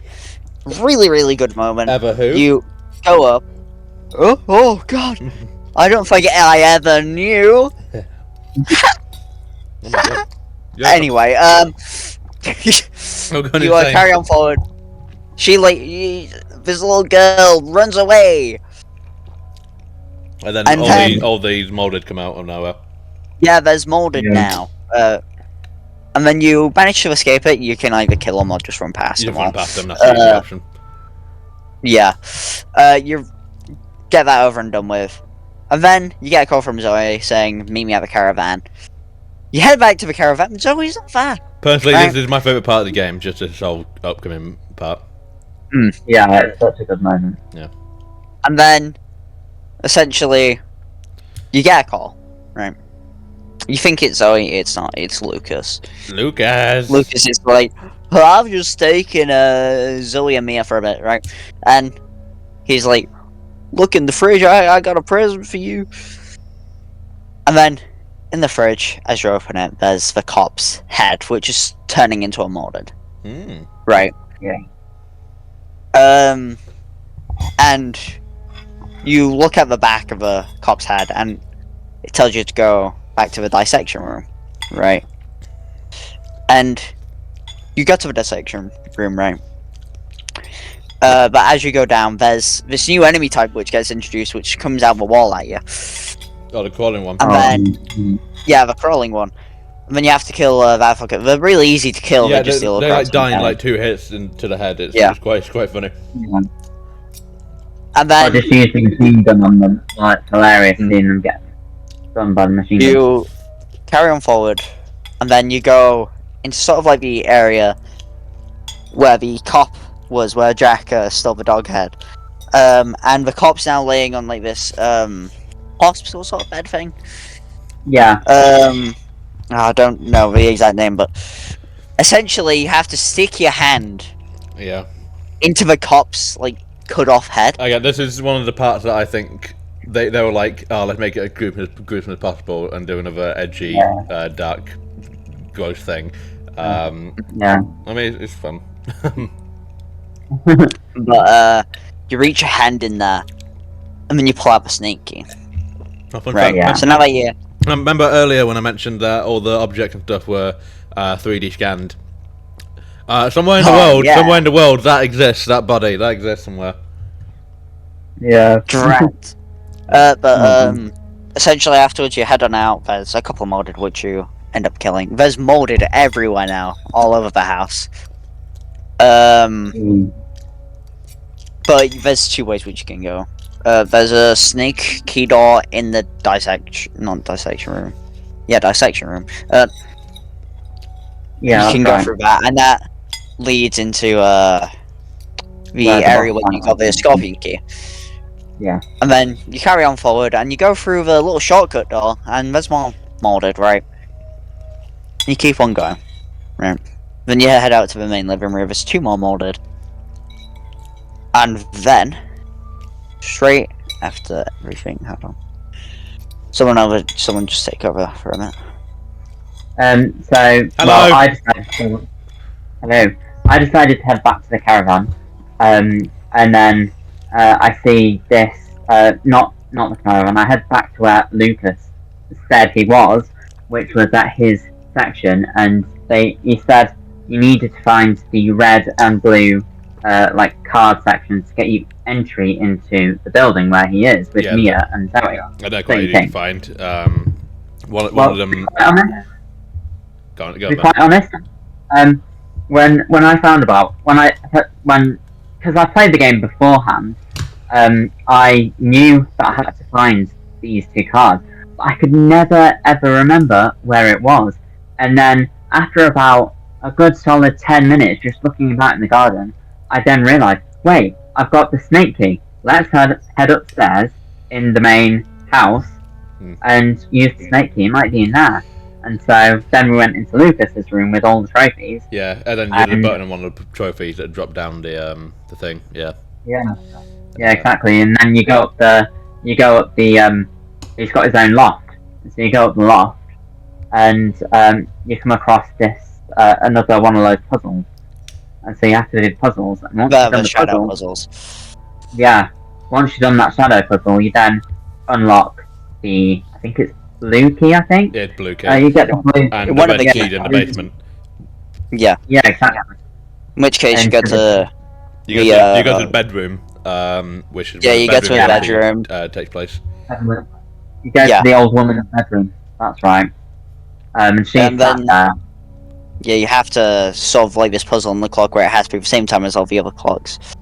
Yeah. And then once when you do that, the bed sort of slides away, and there's this pathway up. In which case, you go down, you go into this sort of little area. It's I don't remember what it's called, but you go into this area. There's the red key card there, right? Yeah. And then you open It's like this a door, which was locked previously, and then you're back in the basement, right? There's a Yeah. couple more molded, I believe, if I remember correctly. But it's not that big of a deal. You head back on out. Go to Lucas. Head back on outside. Oi. Yeah. There's two of See, you that's- crawling molded outside. But after that, Yeah. you unlock the door with the 2 key cards, and then it's Lucas's part. Yeah. See, Josh, this is your favorite part, so do you wanna talk about this part? Do. Okay, so Ethan at this point, pretty badass. He's killing. He's chilling. He's doing other rhyming words. He's billing. Yeah, sitting down with Lucas's like TV thing. Oi, Lucas, I want Zoe, my wife. And he's like, nah, we're gonna play some games. And he's like, yo, check out my fingernails. Rip, throw the fingernails out. That's delightful. Then explodes the TV. Ethan don't care. He just runs straight out. He's running through Lucas's area, which now has literal landmines or tripwires. Forgive me. Yeah, bombs. Bombs. Yeah. He's even rigged some of the crates that you used to smash open that gave you stuff. Oh dear. He's tricking you, deceiving you. Then you get to an area with like a farm barnyard area, which had a bloody new type of molded, which with the fat molded, I think they're currently called. Which are very hard to kill, unless you have Magnum, which like kills them in like 3 hits. But you kill them, you go off, and then what is it? Then you put into, I believe it's the, you're forced to do one of Ethan's little Saw-like games with the birthday, I think that's what the tape's called at least. Which, if you watch the tape, doesn't end very well for whoever is doing it.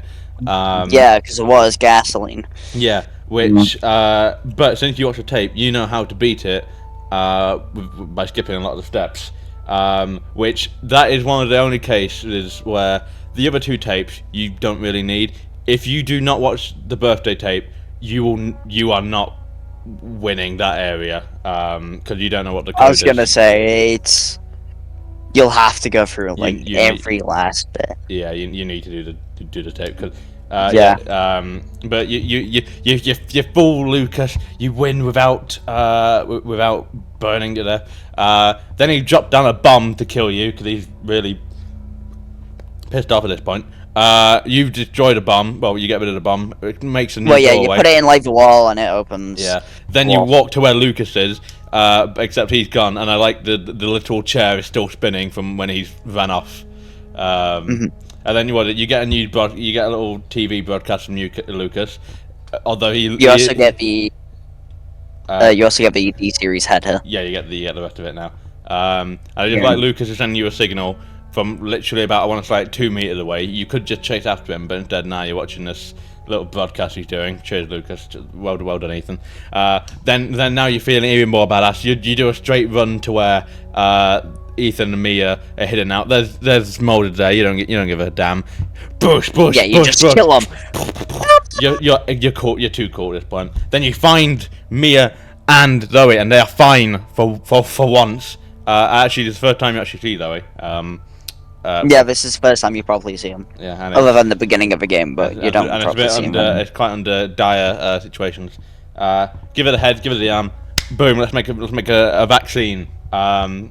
Which you make a cure. There's 2 different cures. Yeah, and she very much tells you, hey, one of them is mine. And then you hear from that side, Zoe, You get your ass back to the house. I'll deal with you later. Jack. And then it's time for the third Jack fight. Not even human anymore. Big ass molded monster man. Very cool looking, I might add. I got some, Yeah. especially with all the eyes. Yeah, with all the eyes. And if you see a red glowing eye, you know that's where you need to shoot. Shoot it. Yeah, that's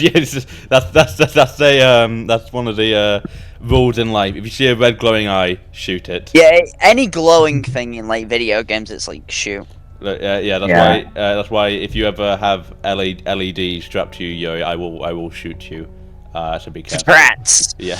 I'm gonna start wearing LEDs to college next year. Oh God. Anywhere but Anyway, college, maybe. Yeah.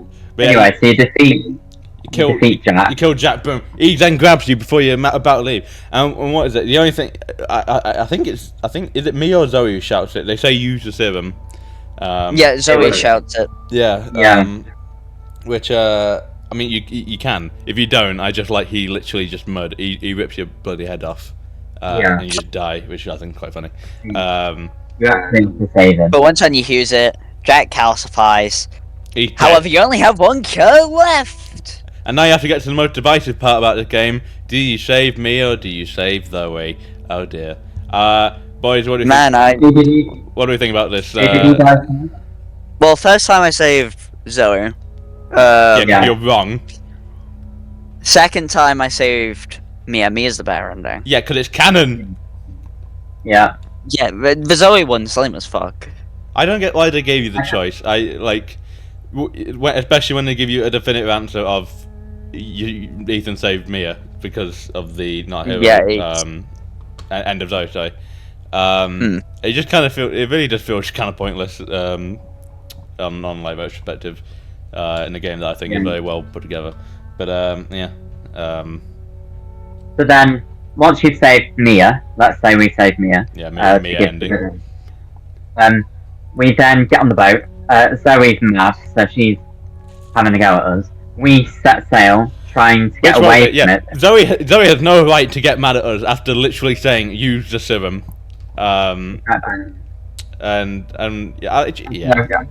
Just canonically, there is no reason why Ethan would ever save Zoe canonically. No, exactly. Yeah, when it's his wife who he came for in the first place. Exactly. Yeah. Anyway, so we went on the boat and we sailed and we came across this ship, and then I can't. Can you remember what happened to Ethan? Because he suddenly just disappeared. Right. Yeah. So with this part, as you go across, you see this big massive. Yeah.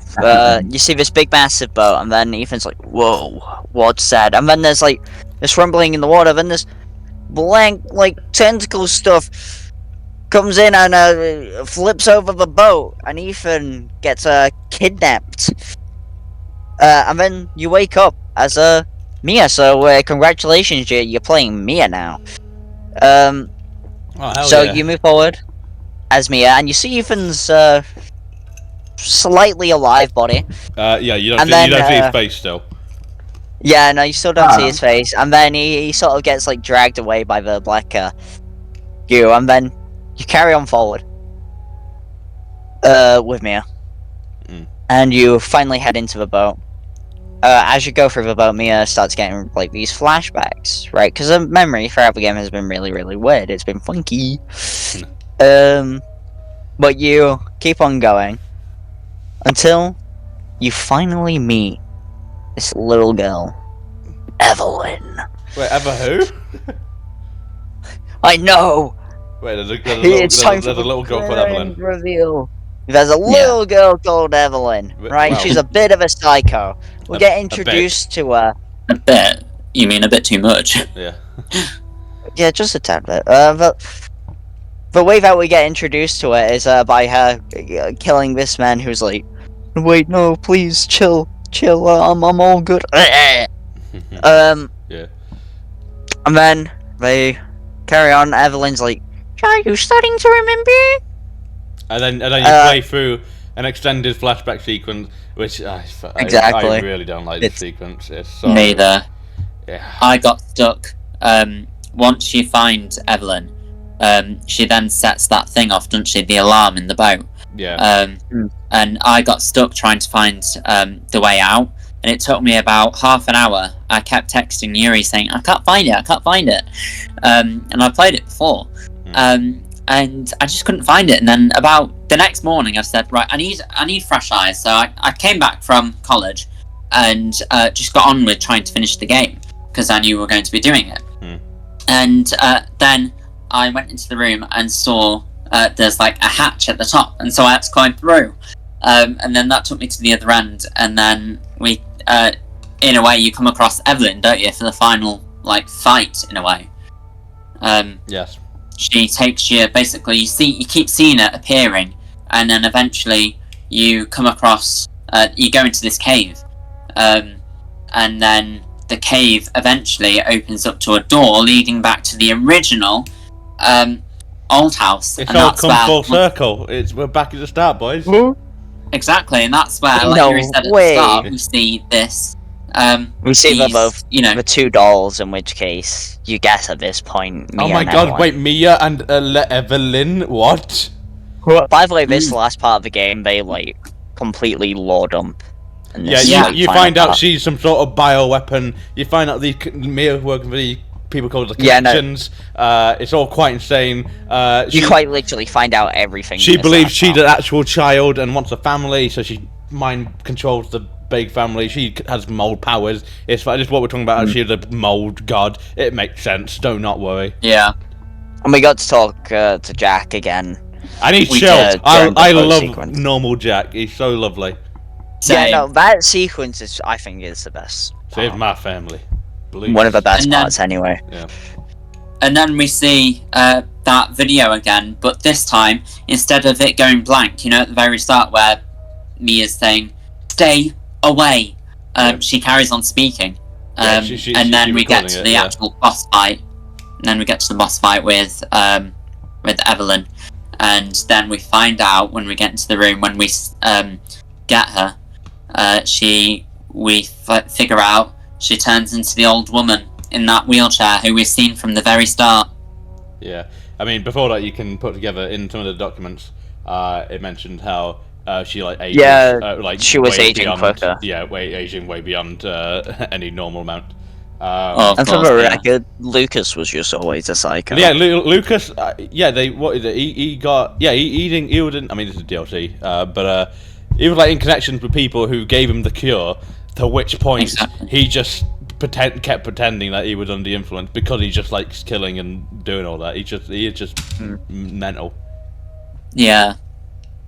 See, But then- anyhow, you see that it's Yor, and she's like, why does everyone hate me?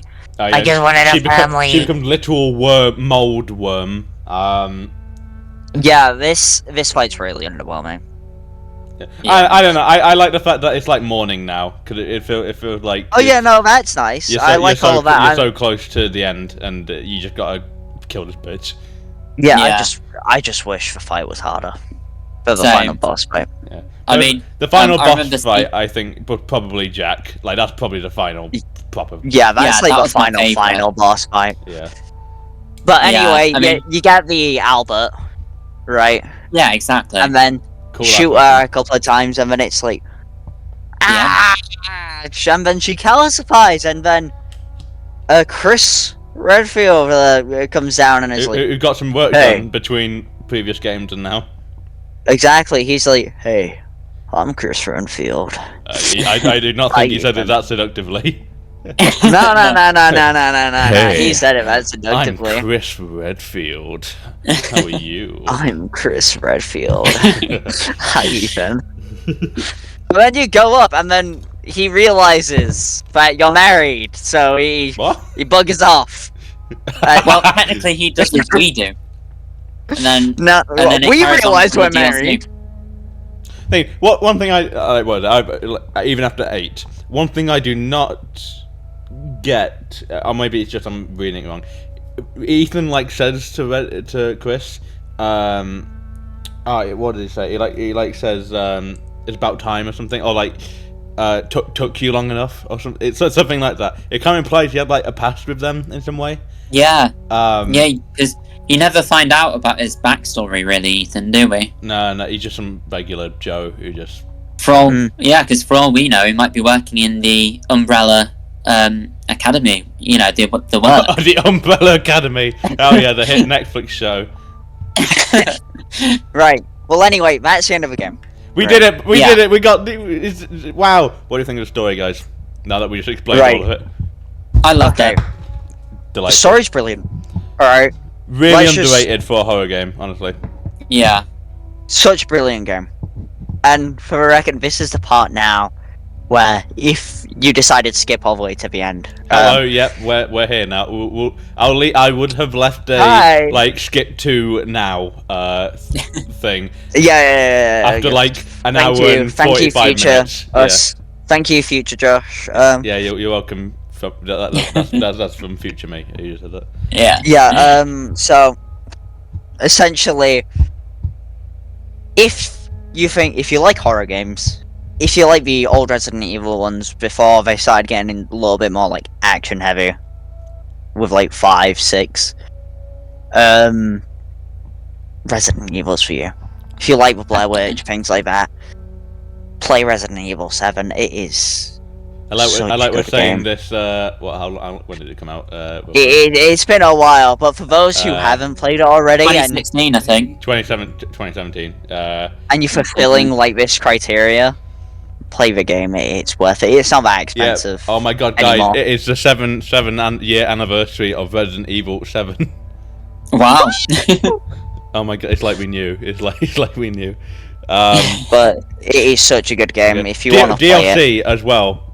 Very much worth it. Definitely. Yeah, we will talk about the DLC a little bit more in depth in a later episode, but it's worth it. It's really good. We're just gonna dodge Madhouse because we just don't want to talk about it. Right? With Madhouse, we'll talk about that. Shall we love that in with the DLCs? Yeah, let's put it in the DLCs. Because that's its own bloody challenge. But for the record, if you don't want to wait that long, because we don't know when we're doing the DLCs, play Madhouse. It's worth it. I like how we just at the very start of it said, "Oh, if you want to hear everything." We've been like alluding to Madhouse so much, but at the end it's just like it's the demon that still haunts us all. Yeah, it's Jack. Yeah. Josh, quick question. Quick question. What did you think I said earlier? When I went like ching ching. Oh, I don't know. I thought you. I have no idea. Your like mic glitched out when you were saying that. So I was gonna say. So I think I meant to say. I was gonna say I meant to say chiching, but I accidentally said fucking ching twice. Yeah, I thought you were about to do like Bing chilling sort of meme. Benjaling. Right. Anyway, guys, should we put it on the list? Where do you think it should go? Above, top, clearly, top. Definitely. We'll probably end up having a check this out, guys. It's going to be a cool little graphic to the right now where it's going to like move itself to the top. Let's all react to that. Whoa! Thank you. Wow, that's awesome, Josh. Yeah. Again. Wow. Well, it just seems so weird that we only have 2 things on our list. It's almost like, we might need to do more things. Definitely. So what is even the next thing we should do? Okay. I'll introduce this. In fact, no, Josh, do you want to introduce it? Because do you actually know? Who wants to introduce it? Was this my game? I recommended. I think it was your game. Was it? Okay. Yeah. Well, next week, my dear friends, we are going to be talking about. Well, next week it's not a week. It's not. Well, when did the last episode come out? Like a month ago now. Well, to be fair, I think what we're planning to do is, if Brandon gets it done, we're hoping to get it out. We're hoping to record it for next Saturday. Hopefully. Yeah. Yes. We should be getting these a bit more. I was gonna say because me and you have already completed the game. Yeah, we just need to talk about it now. But the game in question is Red Dead Redemption 2. So one that's been argued to be one of the best games of all time. Definitely. I want my cowboy hat for that one. That we won't see, but we'll just pretend it's there in spirit. Yeah, you won't see. Right? I'll be there in spirit. Just saying, this episode is literally 3 times as long as the Suicide Squad episode. How long did this episode end up being? This is 2 hours. 2 hours, Yeah. goddamn. Right, well, Yuri, for before people you who have go, do you tuned want in to this just- far, Yuri, do you want to just Yeah. mention our next game? We'll mention the next game after Red Dead, and then that'll be it, 'cause it's your game. we're giving even a deeper. okay, goddamn, alright, you people are in for a treat, Okay. because You it's are. this is my favourite game, I tell you. Right, are you ready for this? Can I have a drum roll, please, ladies and gentlemen? Why are you Australian? Why? Yo, I put in a drum roll and edit. We're gonna listen to a drum roll now. Oh, okay. Alright, for the next game after Red Dead Redemption is Bloodborne! Such a good game, my favourite game ever, same as Jack, except guys, we're gonna get him on the collab, you know?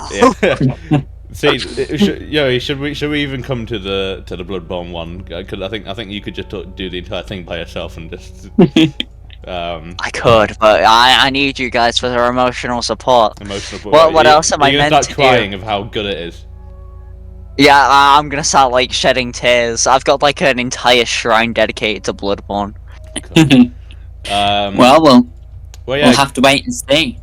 But that's 2 been episodes' this time. on the Multiverse Chronicles podcast. For those still listening, and- thank you very much for listening. And also, if you're watching on YouTube, subscribe. Or if And you watch like. this on what is it? Spotify. Spotify. Also subscribe. Subscribe everywhere. guys. Yeah, you say the stuff about TikTok, Brandon. Yeah, go on.